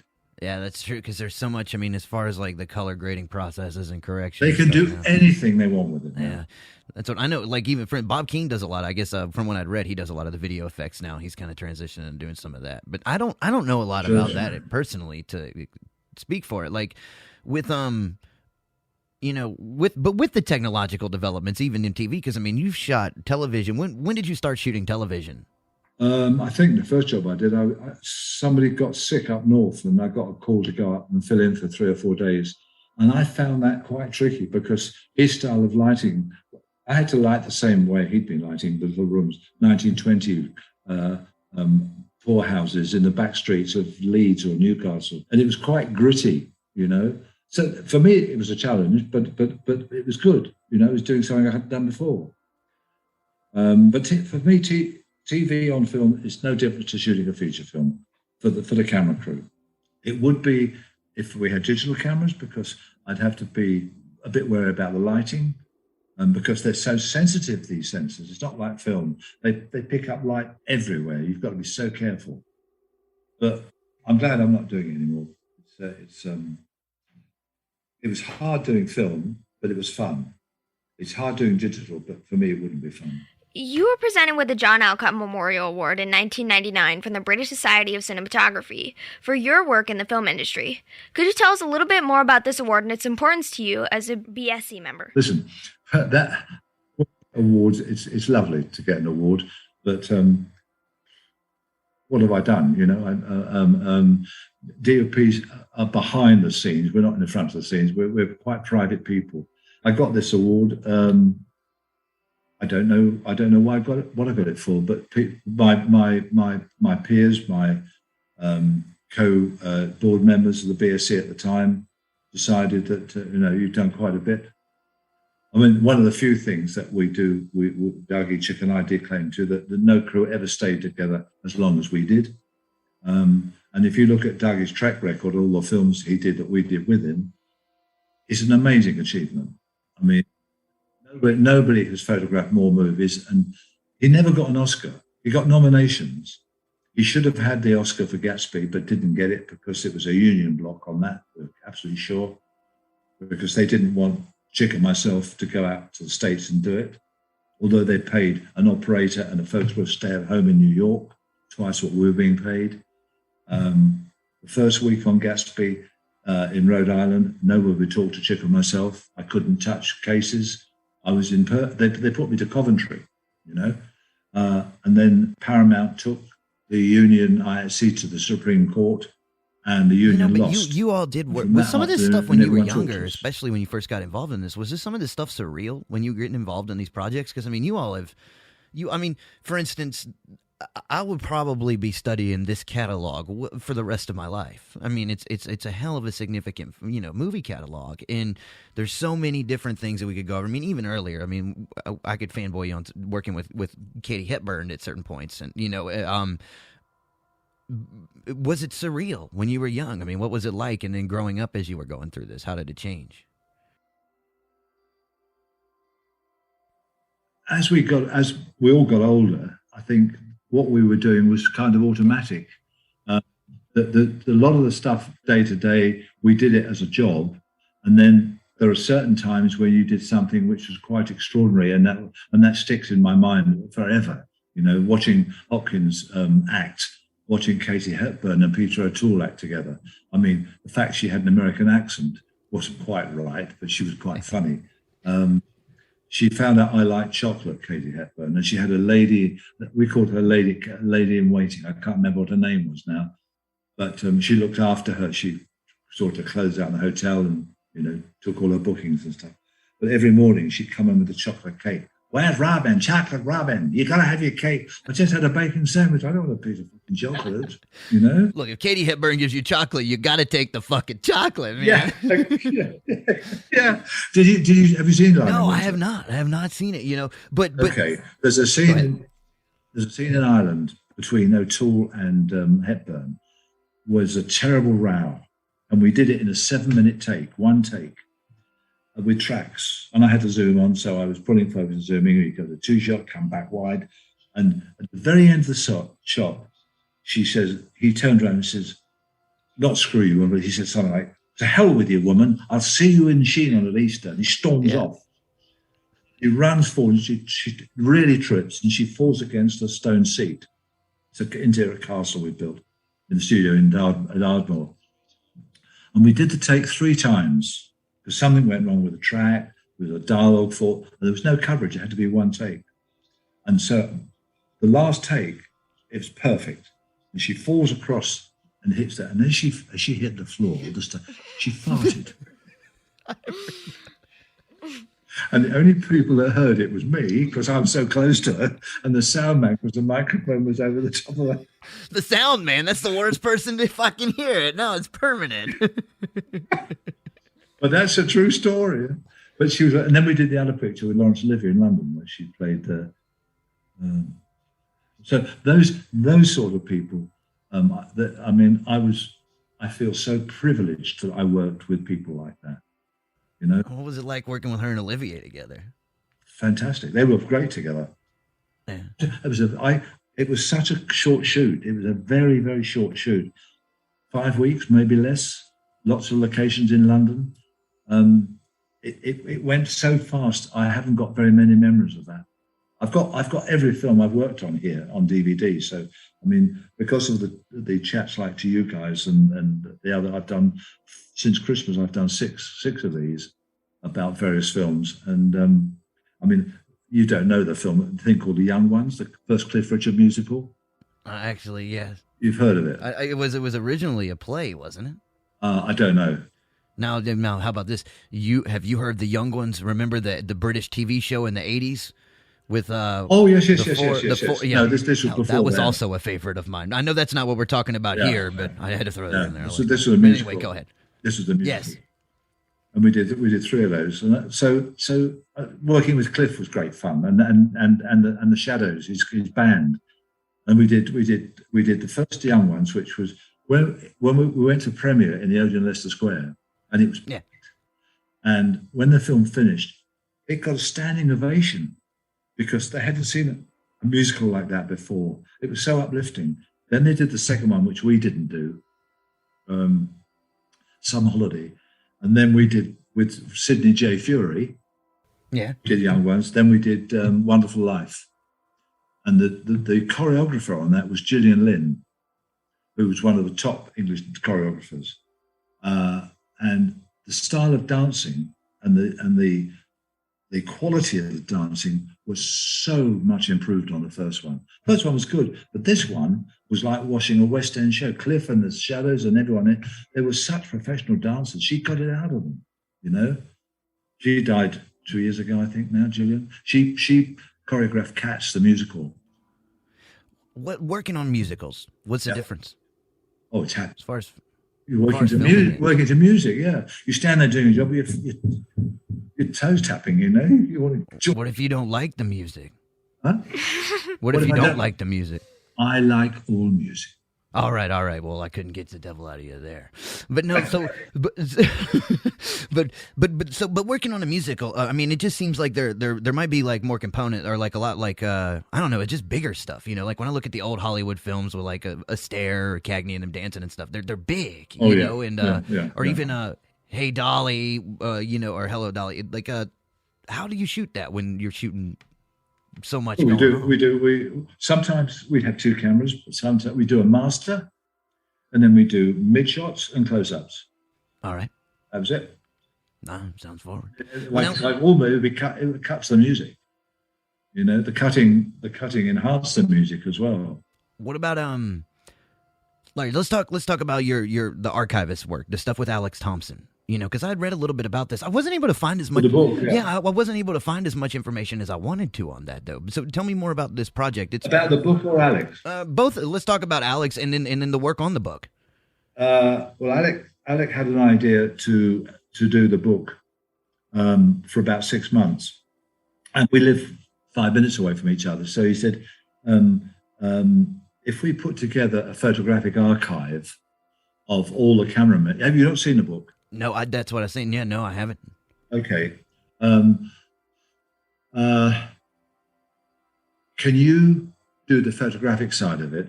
It's all British cameramen from the start to finish, right, to present day. So each cameraman had 2 or 3 pages. It's a hardback book, quite a large one, you know. And so I spent a year contacting families of cameramen who died, whatever, and getting together a portfolio of photographs. And every other week, I'd take them over and show him, and he would pick certain ones out. And that's what all those pictures went into the book. Now I run the BSC photographic archive here, and I'm still getting pictures sent in to add to it. I mean, I've got thousands of photographs and of all our events as well. They're taken. And I was looking through some stills last week, and most of them are not here anymore. You know, so it's quite a valuable archive. But the book's very good. History on each page of each of the people in the photographs. Now, with he wrote all the words. He wrote all the words. How long did you work on it together? A year. A year. Now, with the archive ongoing now, what do you think? Do you have any personal plans or expectations for what might happen with the rest of it going forward, like everything else that you're continuously collecting, or is it just kind of? You mean when I'm not here anymore? You don't have to be ominous. You know, I mean, look, I watched an interview with Peter Jennings and Charlton Heston one time, and Charlton Heston was sick at that point. And Peter Jennings, they was talking like Heston was going out, right? And Peter Jennings died before Heston. So I never get cocky. You know, I talked to him. My dog's 14, and she might have on paper like 5 years, but I don't get cocky with her either. You know, I'm like, I don't, you know, I'm not that bright. I might get hit by a box, walking. I mean, I'm a cartoon character when it's anvils out of the sky sort of thing. Got to be careful. But anyway, if you want to put it that way, we can, but go ahead. Yeah. Well, two of us have got copies of this archive on our big hard drive. Frances Russell, who used to run the BSC, but she's retired now, but she still does the financial side of it. And so there are two copies of it. And when I disappear, it'll go back to her. She'll have both of them. All right. Well, I guess that answers it.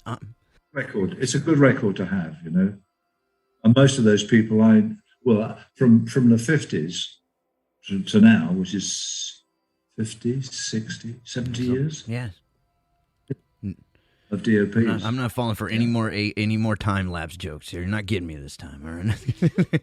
But no, it is. It's incredible. That's what I mean. And there's so much. Especially, I feel like as time goes, the uniqueness of cinema it seems like it's going to resonate itself in the 20th century, and and because of that, that's why I was asking what's going to happen with the rest of this stuff, because it is it sounds like it's pretty extensive, and it's definitely essential, to get it out there at some point. Now, what about tutoring and teaching now? How do you deal with these young people who don't know shit about film like me? You hand me a camera and I'm like, how do you load this thing? How do you approach tutoring and stuff in the digital world? How do I approach it? When I was doing it, like say the London Film Academy, they give me a week, and I'd meet the students the first day, and I'd make sure they all sat in chairs facing me, and I'd say, what do you want to do? DOP, what do you want to do? DOP, what do you want to do? All want to be DOPs or directors. You've got to start at the bottom, because a lot of the DOPs that we've got now have no idea what the hell a focus puller goes through or a camera assistant goes through anymore. All they're there to do is to light. I'll give you an example. 15 years, I got together each year 6 or 7 of the best short films made by film schools or universities. They would send them to me, and I would pick out a program of maybe 6 or 7 of them to make a program of about 2 hours. And we'd hold it at a theatre at Pinewood or in Regent Street Theatre in London, which we have a deal with. I stopped doing it because it was such a lot of work, and the board do it now. But what they do is they view these films on this 60-foot screen, and I went. Is she broad-minded? Oh yes, of course. She has to put up with me. I went up. The last one I went to, and I sat there, and the lights went down. Up comes the screen, and there's 2 20-year-old Asian gentlemen stark naked screwing on the bed. Oh. All right. For 15 minutes.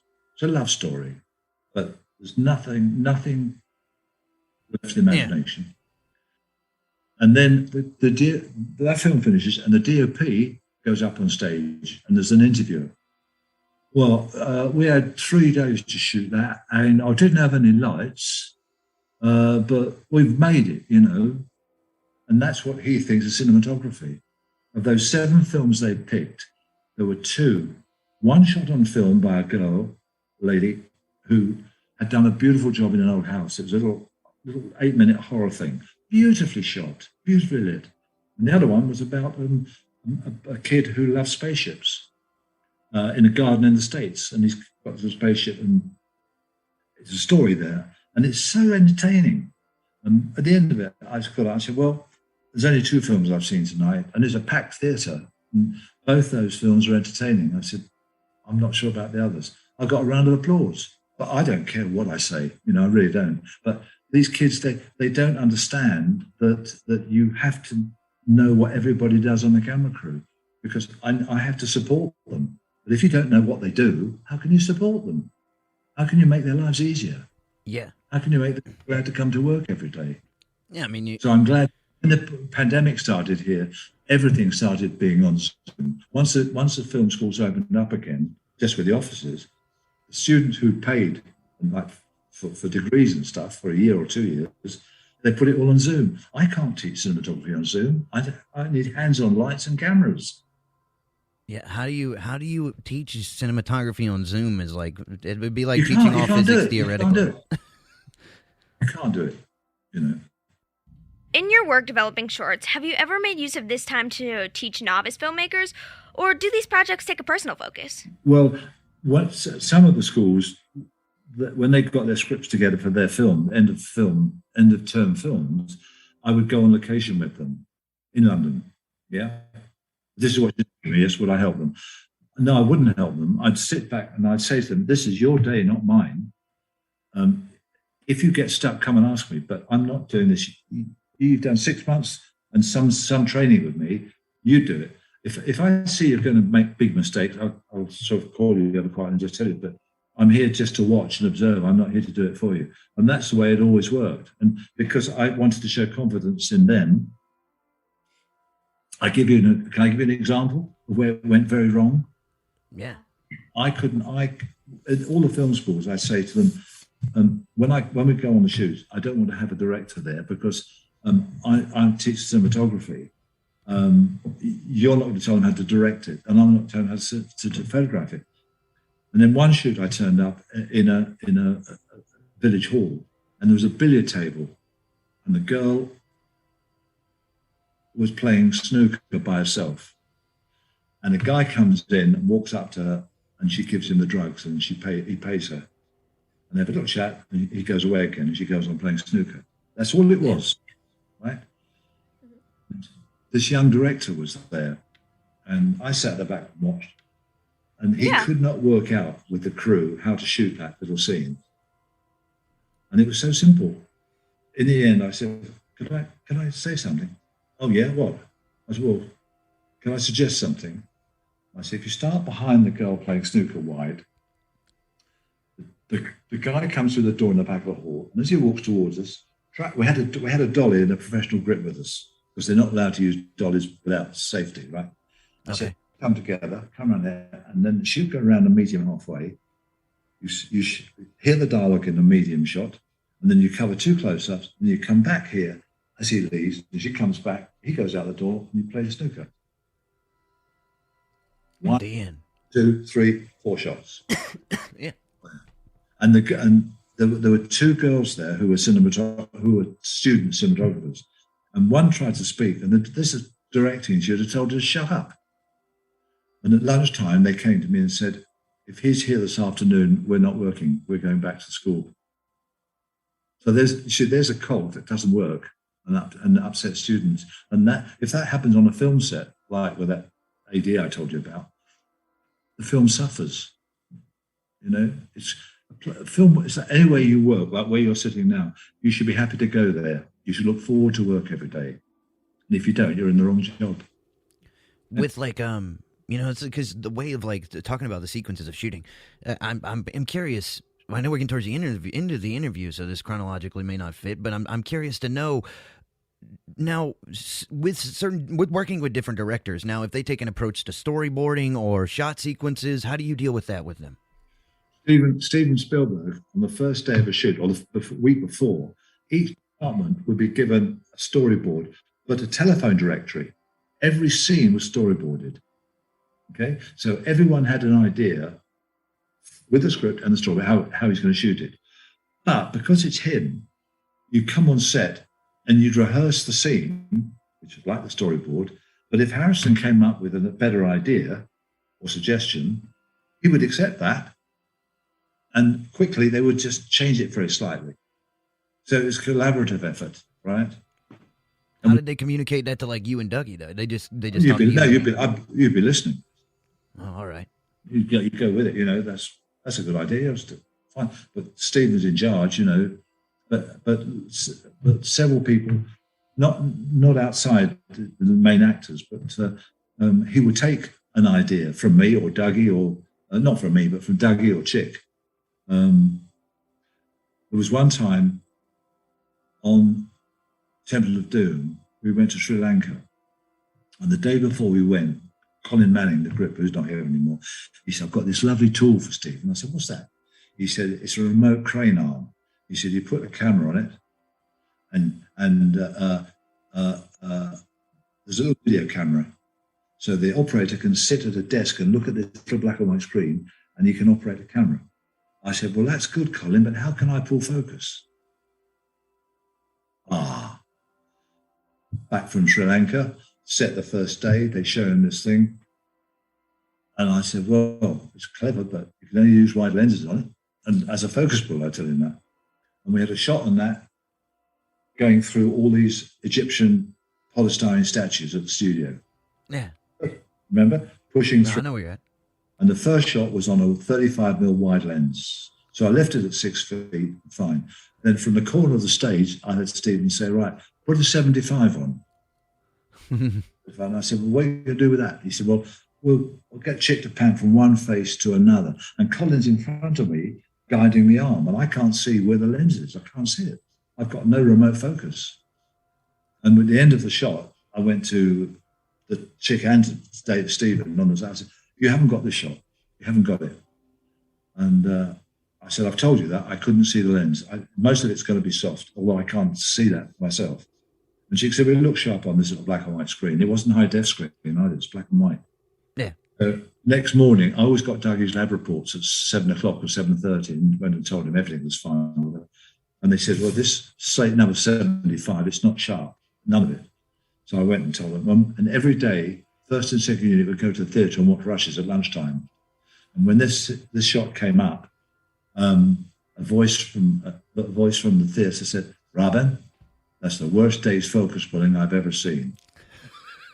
I tell you what, then I was being offered jobs to light. If I had got out, I was in the middle of a row. If I could have got out, I'd have gone to my car and gone home. You know, because I told them the day before they hadn't got it. Who the hell said it? You don't know who said it to this day? Stephen. Oh, Steven's the one that said it. Oh, well, man, he should have. Oh, Exactly. But we're still good friends. well, that's good. I'm glad. That's crazy though. Yeah. Well, you know, you try to tell him. What do you do? Now, how does things?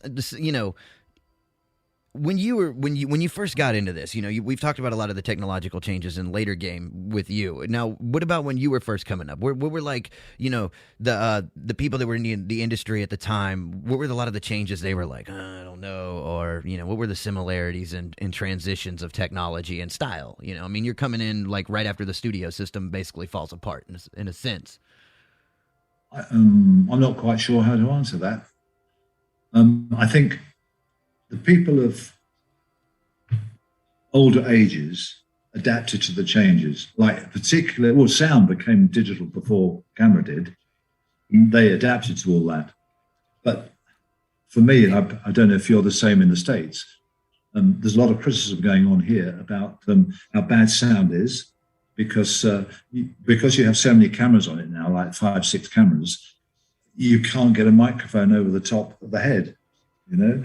Where you used to put it, it's all radio mics. And when the radio mics are running, yeah, they sound like exactly. really compressed. Exactly. Yeah. And that's criticism every day in the papers and the TV program, magazines. You see people saying we can't hear what they're saying, and that's down to the director. So, from that point of view, new technology has helped a lot.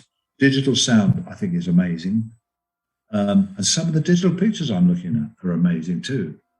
But as I said to you a long time ago, for me, with the new people coming in the camera department, they will never, ever know the discipline of using a film camera on a set for a day.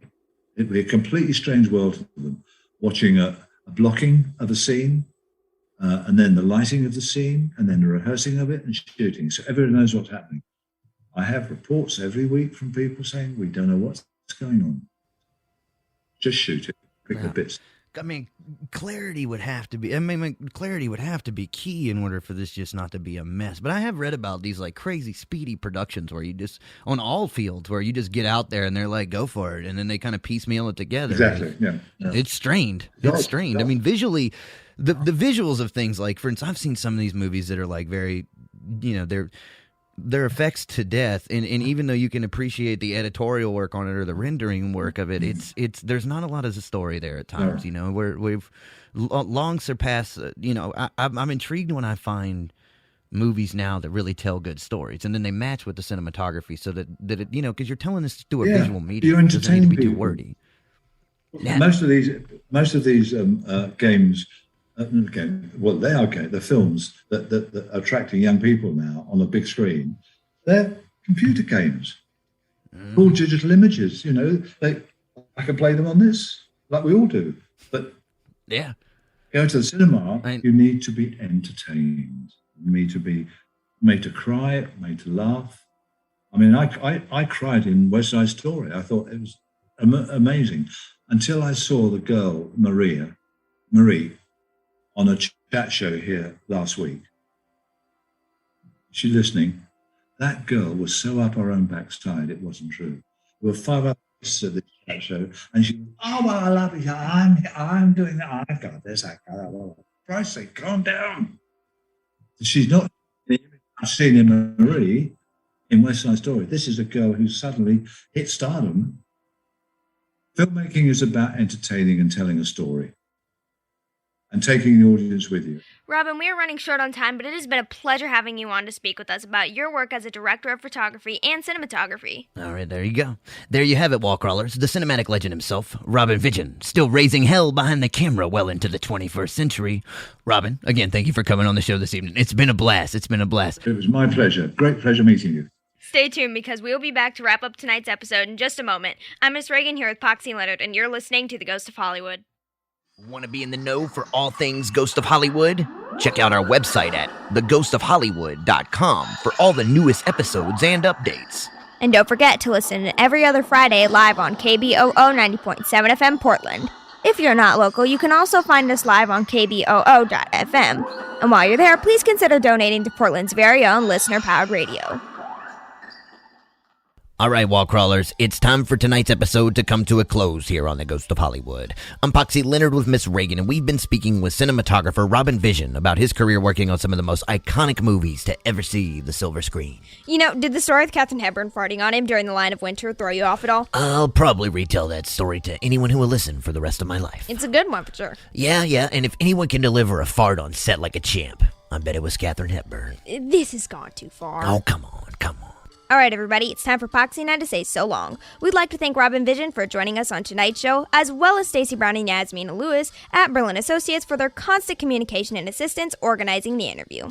Shout out to our lead writer, Chris Klon, for all of his hard work putting everything together, and to Jesse Garcia, our composer, for his work on the original score for this episode and most all of the other ones as well. You know, when the scheduling was sent out with the episode details, Jesse finished his work in like a week. All Zach had to say was, well, we're working with the cinematographer of Hellraiser, and Jesse put together a pretty ominous score in like no time. Yeah, I visited his studio once, and he showed me all this wild circuit-bending stuff that was used to develop different backgrounds for the show.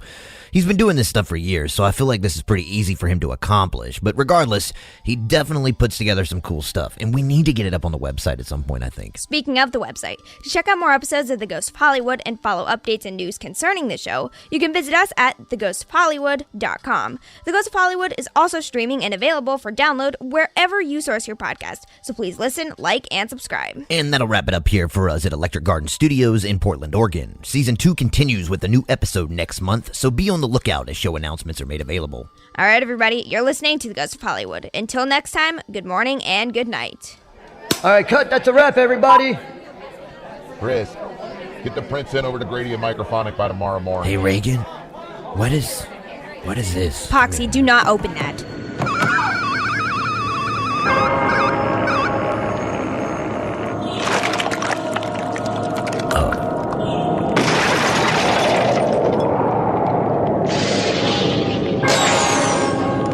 Did it this time, Poxy.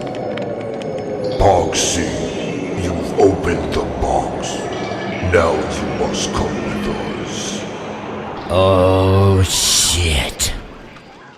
You've been listening to The Ghost of Hollywood. The Ghost of Hollywood was created and is directed by Zach Flannery. It is authored by Chris Klon. Background music composition by Jesse Garcia in Pineapple Nightmare.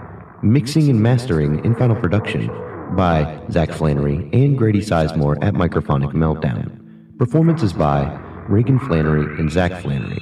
Production management by Beth Flannery. For more information, contact or to listen to The Ghost of Hollywood, please visit theghostofhollywood.com. The Ghost of Hollywood was produced by the Electric Garden Company in Portland, Oregon. For more information on the Electric Garden Company, please visit electricgardencompany.com.